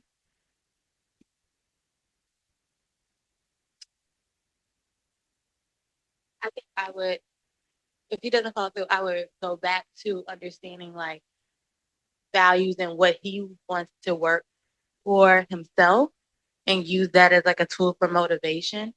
And using like his own verbiage to determine like, okay, you know, that didn't work. So what other options would you like to move forward?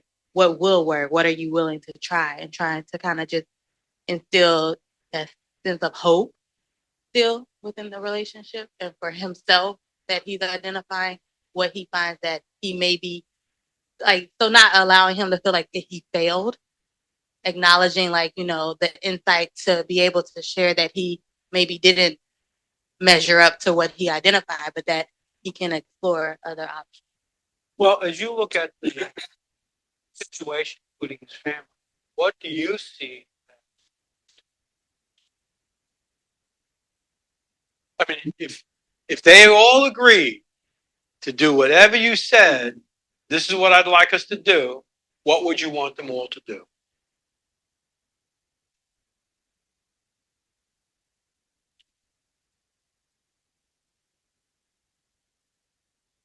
I don't know that I can answer that in like a split second without like processing it all out.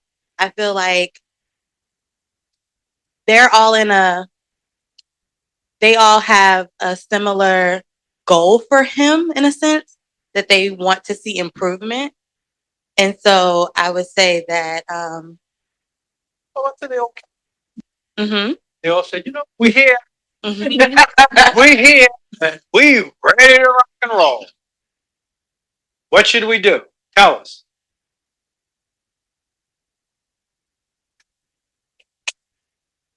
Anybody have a good idea on what they would do?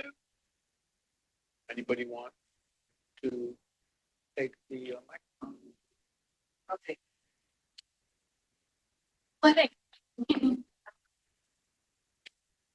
Okay, so I think if they were all three in the room with me, I would want to identify how how they, Dominique, can be supports to him. Try to identify where all the chaos and all the, hecticness comes in between them. Because he needs support. Obviously, he can't do it by himself. We'll have us there to provide support, but he needs support in his life.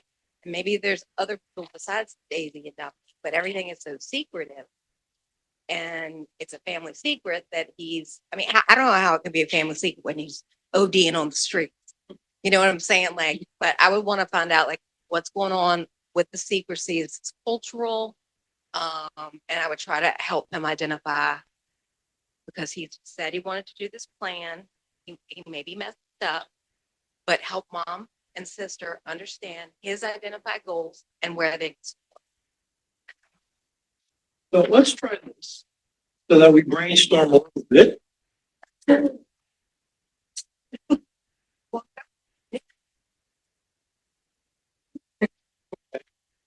Let's try this because sometimes this helps. Let's think about what each one, we could probably do this for everybody. Well, let's start off simply with Daisy, Leo, and with Dominique. And let's imagine what they need to do.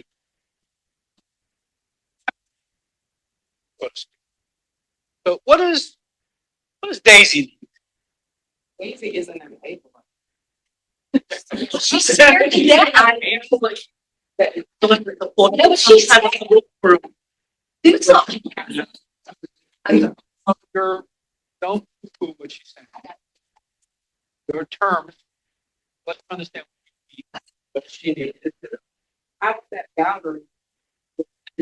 So, let's so okay, so that's between them, which we can get to. That's good. That's very good. So she needs to set boundaries, but before that, what about her as a person? Yeah, you're the one about it. Huh? All right, so what do you think she needs to do as a person? Then we'll hear what you think she needs to do. Well, she may have. It sounds like it's something. I know it's something there between them, but I don't know as far as like how she feels about herself. Like for She comes into session. She comes in. Forget about it.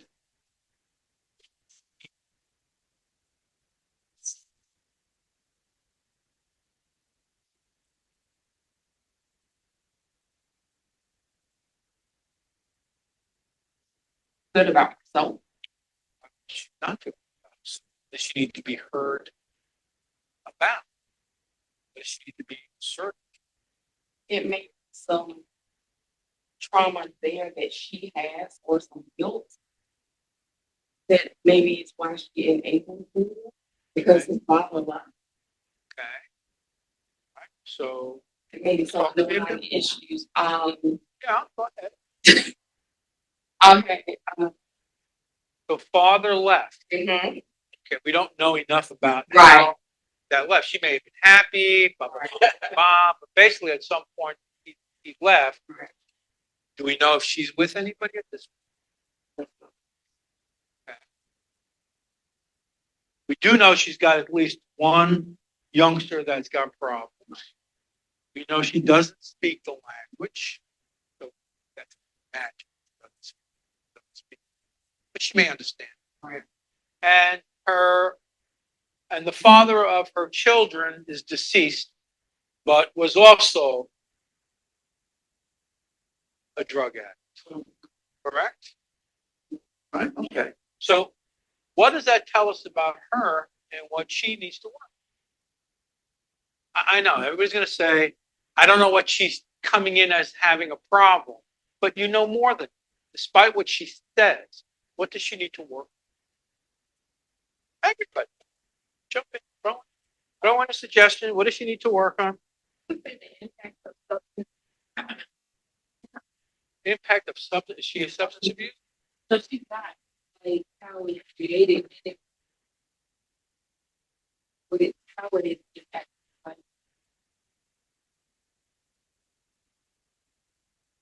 Okay, so is it drugs that did something to her? The people using those drugs? Okay, so who? I mean, everybody? All of these people here too? So you're gonna start with each one of them? Who would you start with? Yeah, if you want to know about the people that have affected her because of their drugs. Well, maybe I. Before.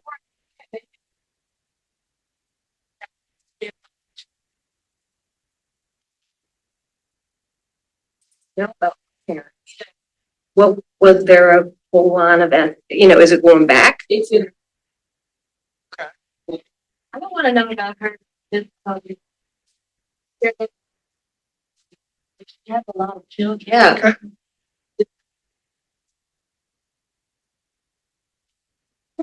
Is her role. That's the role as wife. I see a role as the person, which is somebody who you left, someone that, Do you imagine she's in pain? yes. Yes. Okay. What would you do with it? Okay, yeah.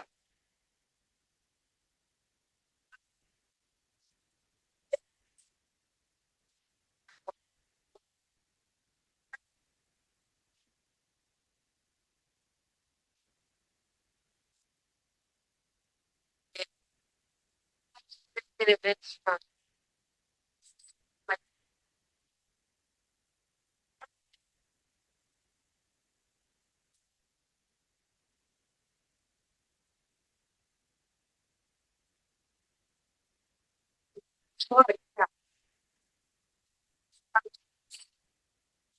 doesn't the primary language of the place that she resides.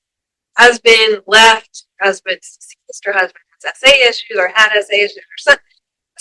That's a lot for one person. And so much where if you were to just straight up ask her, like, where's your pain coming from? She's depressed? Maybe, likely. I mean, I don't think she would have a clear answer as of right now. You think? I don't know anything about her yet. Yeah. Yeah, she might. So, there's lots of things we don't know about it. That's part of what we discover as we work with them. But there are certain things that give us enough opportunity to wonder about that we need to rule those things out. So we don't know if in fact she's in pain and depressed, but she was married to a drug addict. She seems to have a son who's a drug addict. She has a very enmeshed relationship here. We might wonder if she was enmeshed here. And she's got a youngest who's leaving, and I don't know what her situation is. But when he leaves, certainly she's more alone, if not entirely alone. So we begin to wonder about not just her pain, but is she depressed? And what is she doing with that depression, right? I don't know anything about this one, but I would wonder, how is this one still at home? And where is she in life? And why does she need to be her lungs and her translator? And what's going on here that these two, daughter and mother, seem to be enmeshed. They may not be. I don't know. I wonder about that, right? I certainly get the sense that mother and son are very enmeshed. And because he seems to control the scenario, it isn't even like mom and son, because there are times it seems like son and mom, right?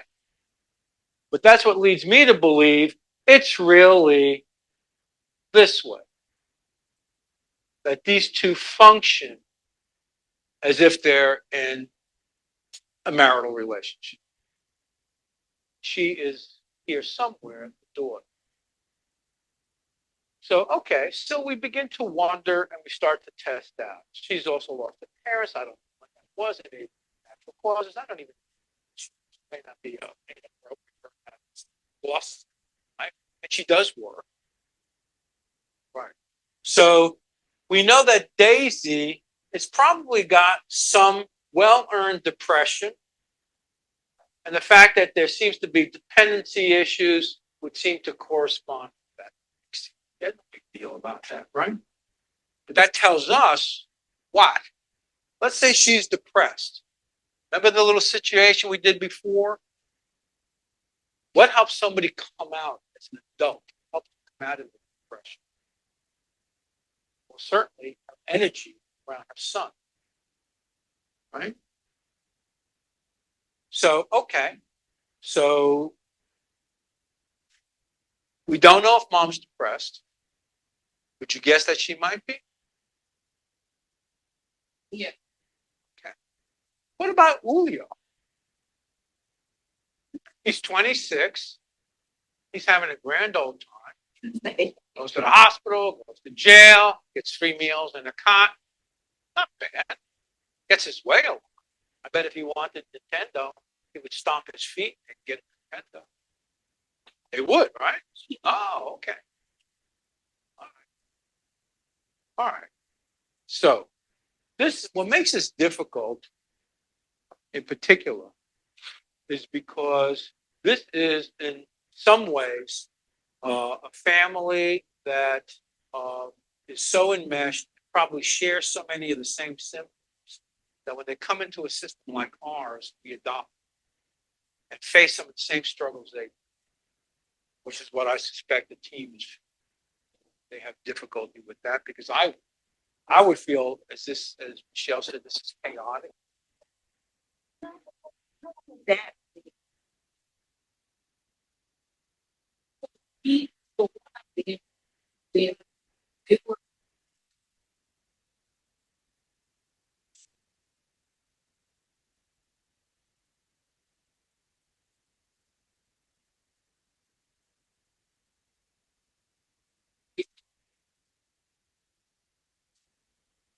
Yeah. Still got to they now know it's dead. Actually, it's just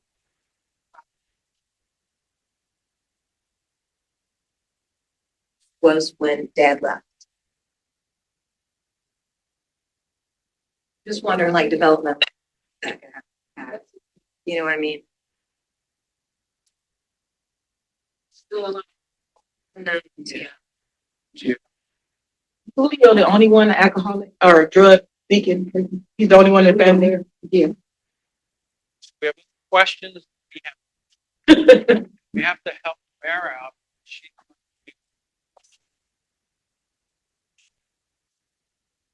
yeah. What can we do? Stronger, family dynamic. I think with the daughter, what I would do is separate the daughter and the mother, translator. And I would explain to the mother.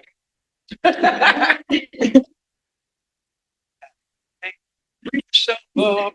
And let's imagine so then, first of all, you know what sculpting is?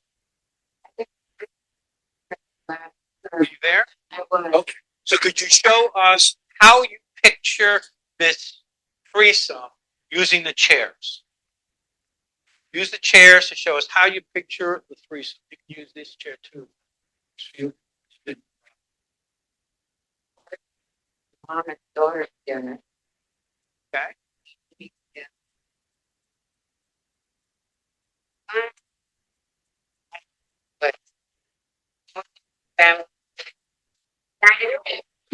She almost jumped out of her seat.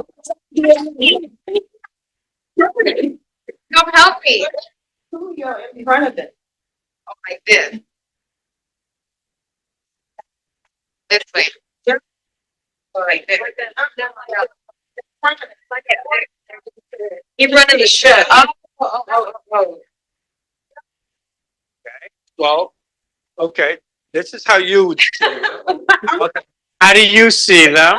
We would put them side by side. Excited. I would probably put them side by side. Okay, now you see them as three, and I'm assuming by the way you have these positioned, are they relatively equal in their power?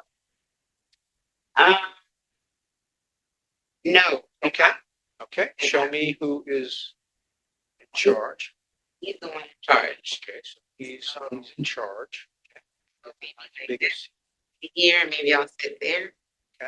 All right, well, before we bring you in, Oh, okay. all right, if this is how you see them, where do you want to take them if this was your case? Based on like you mean the setup of the chairs? Based on the way you see the three of them, which you are showing us how you see it by the way you position chairs. Okay, well, don't hold me to this because I'm still processing this piece. Sure. Yeah. So where do I see the family go? Where do I see work? Okay, why don't we help you out? Who wants to be mom? Come on up here, mom. Come on. Okay, who wants to be daughter? Who wants to be Julio? Come on. Run. Yeah, I'm bad. Take some drill. Okay, all right. And let's make it easy for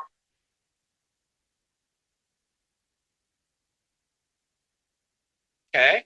So let's say this was your family that you're working with. Okay, and they're going to let you do whatever you want them to do. Okay, they're going to just go with it.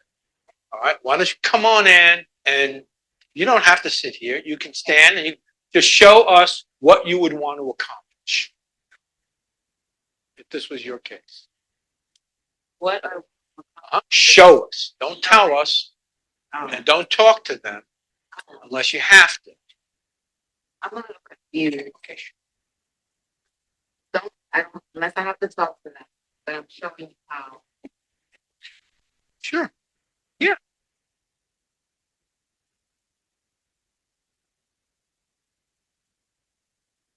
I'm not saying you can't talk, but if I let you talk to them right now, what you'll do is you'll have a family therapy session with them. Yeah, well, that's Where I know, and I think we actually have enough. Yeah. I think what we need to do is make a decision about trying to move in a certain direction. Where what we know, we already know what's going on. Question is, where do they need to go? How do you want to structure? What is it you want to accomplish through your therapy sessions? You can show us. You a co-therapist? I do. Sure. Michelle, you want to be her co-therapist? You can put your scooch chair in, and you two can talk about what you want to do so you can show us. But I'm going to try and push you guys by asking you to show us as a sculpting what they should look like. Not what they look like now, unless you want to do that first, but what they need to look like. But that might help Tamara get an idea on what she will do with them. Separate.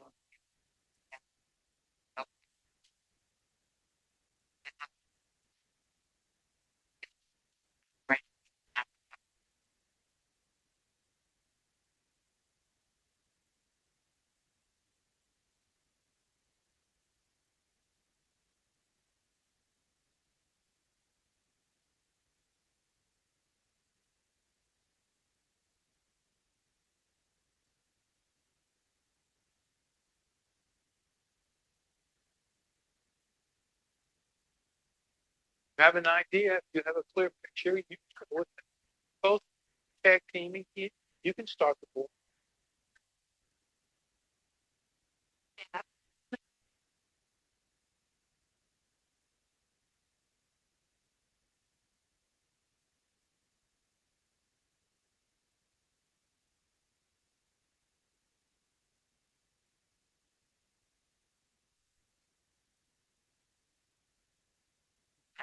That the power dynamic is that Julio has more power.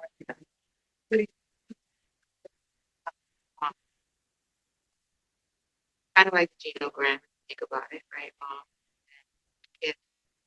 Right, Right. so then. Go ahead. Her go stand at the front, Mhm. right? And then we'd want, Yeah, that's this way. How far? Not equal. Yeah. and if I turn around, I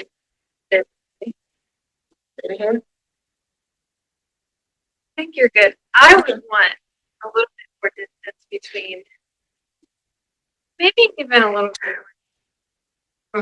bit, but Yeah, it, right. then you don't. Brittany's mom, you mom, Brittany. Now they can like equally connect, and but their mom is still in position of power. How I see. Right, I mean, communicate, connect. That's what I mean. right. So let's say our work is done. We want to set this family up, like just continue forward in the healthiest way. She turned, yep, face that way instead of facing, Oh, them. right. And then she's leading. Right, because she's gonna, we want her to be able to live her own, Right. she's a mom whose kids are all grown. Right. And she's still, she's pretty, no, but she's a leader, Right. even to her adult children, she Right. still has some leadership and she's got the power, but these are adult children. Right. So that's why I moved them away. And I want them to, they're living their own separate lives. So they're all facing the same direction because they're all moving forward in their lives, but they're not responsible at this Right. for each other's lives. So, because otherwise we'd have them Okay. all face each other. That makes Does that make sense? That makes a whole lot of sense. Yeah, that's what I. Yeah. What do you think if like Julio's kind of not all the way around, but If they're all turned a little bit, if he's turned on each other, because that's indicating like he's individuating. yeah, I mean, I think he could, I mean, I agree with all of it. You know what I mean? Yeah. that's how I would. Yeah, It makes you over here living your best life. Exactly, right. Yeah. I agree. My sister want to live her life. That's She's about right. sick of this. Right. Yeah. That makes sense. Yeah. Okay, so we good? Yeah. All right, so you got it? What needs to happen? You guys figure this out? Well, I don't know what's going on here, but everyone's gonna have a good time. All right, what's going on here?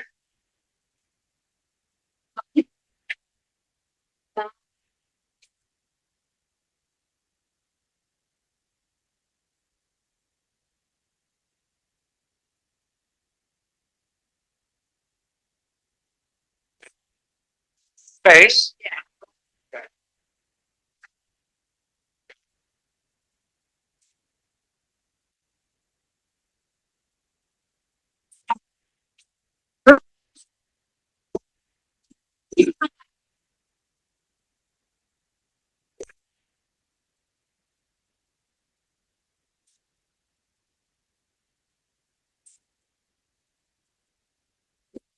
Okay.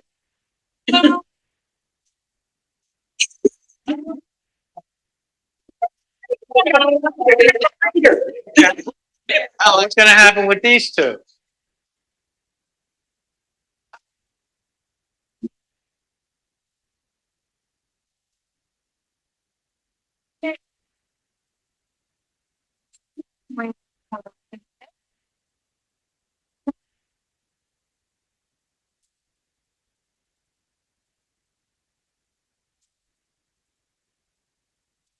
Interesting. Very good.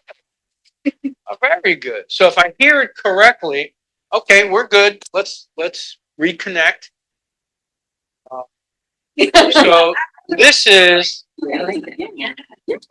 a very, very complex case because the degree of enmeshment and dependency is so severe that if you kick one, the other two will say, ouch. So this is the kind of a case that will frustrate a team. They'll frustrate a therapist because all three of them will be colluding to confound the therapist. Now, when you add therapist, therapist, therapist, therapist, therapist, therapist, you know what? You have made an incredible opportunity to keep it entirely off therapist. And you like that case. Okay? It may feel comfortable and familiar. The more important reason why you like it is because there's no responsibility to change. Okay? You the client, you the identified patient, or you. But they all like it. All like it.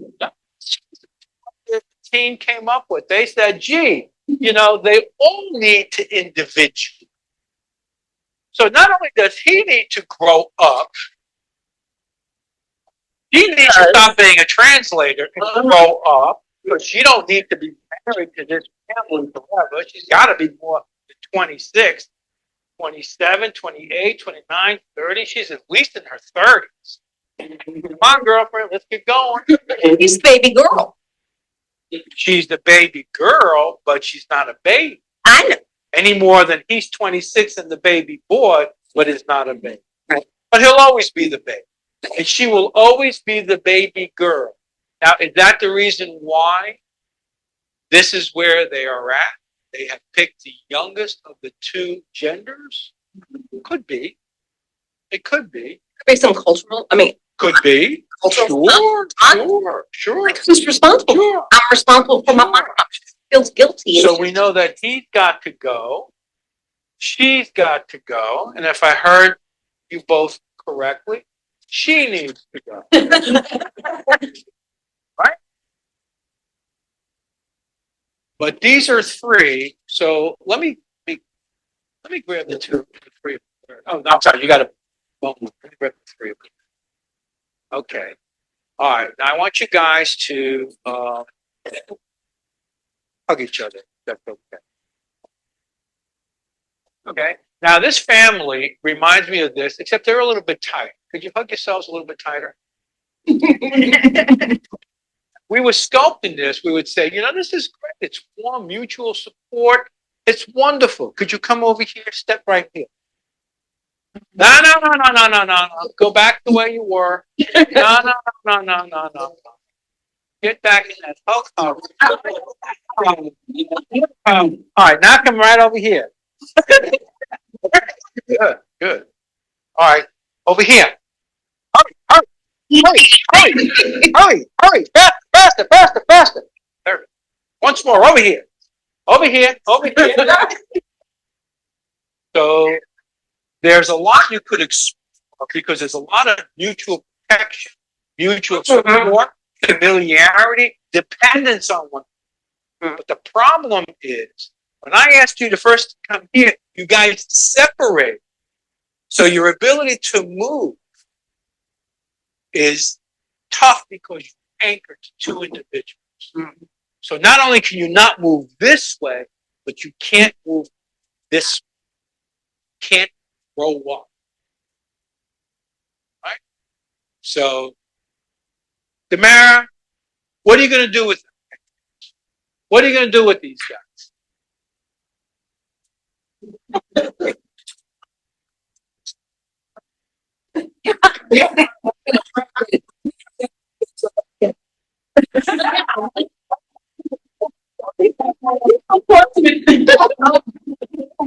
So you know, What do they need?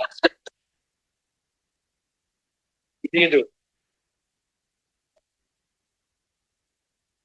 So That's not any different than what you guys did. Clearly, if they were mine, I would sit there and say, you know, these guys are trapped. And at the same time, they are distracting mom from her depression. Mm. And that I need to be able to get her and marry her so she can divorce him. Mm.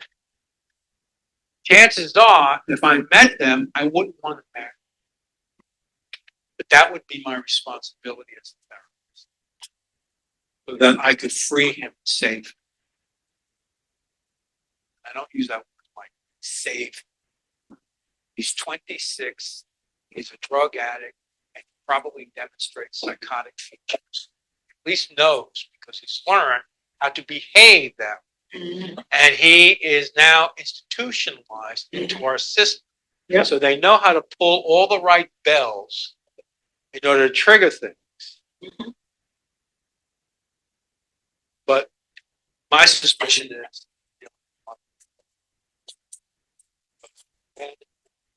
drug use, we already know the name of the woman and stuff. That's her style. We know about people who are nasal is because they're filling that hole. They're filling that. Honestly, that pain. Yeah. So she's a drug addict too. And that enabling is for drug. Okay. So we know we need to get to her, but the symptoms are so severe here that gives us a clue. Okay, so said earlier about symptoms, passive aggressive.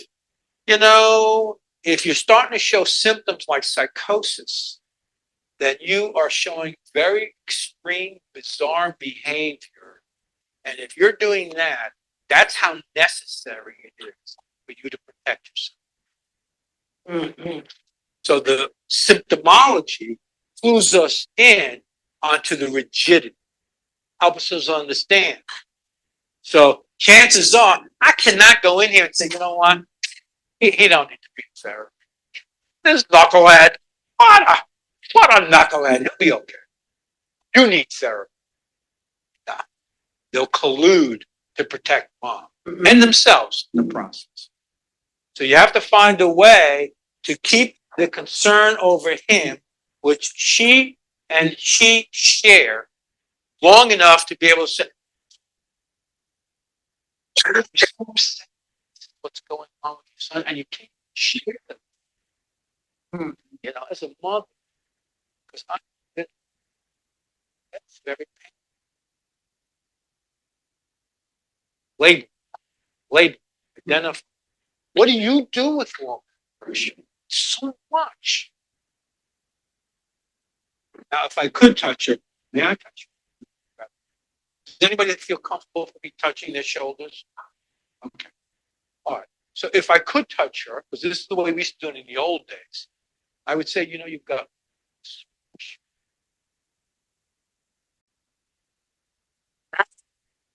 Again, power of the genome. Yeah. Okay. Very good.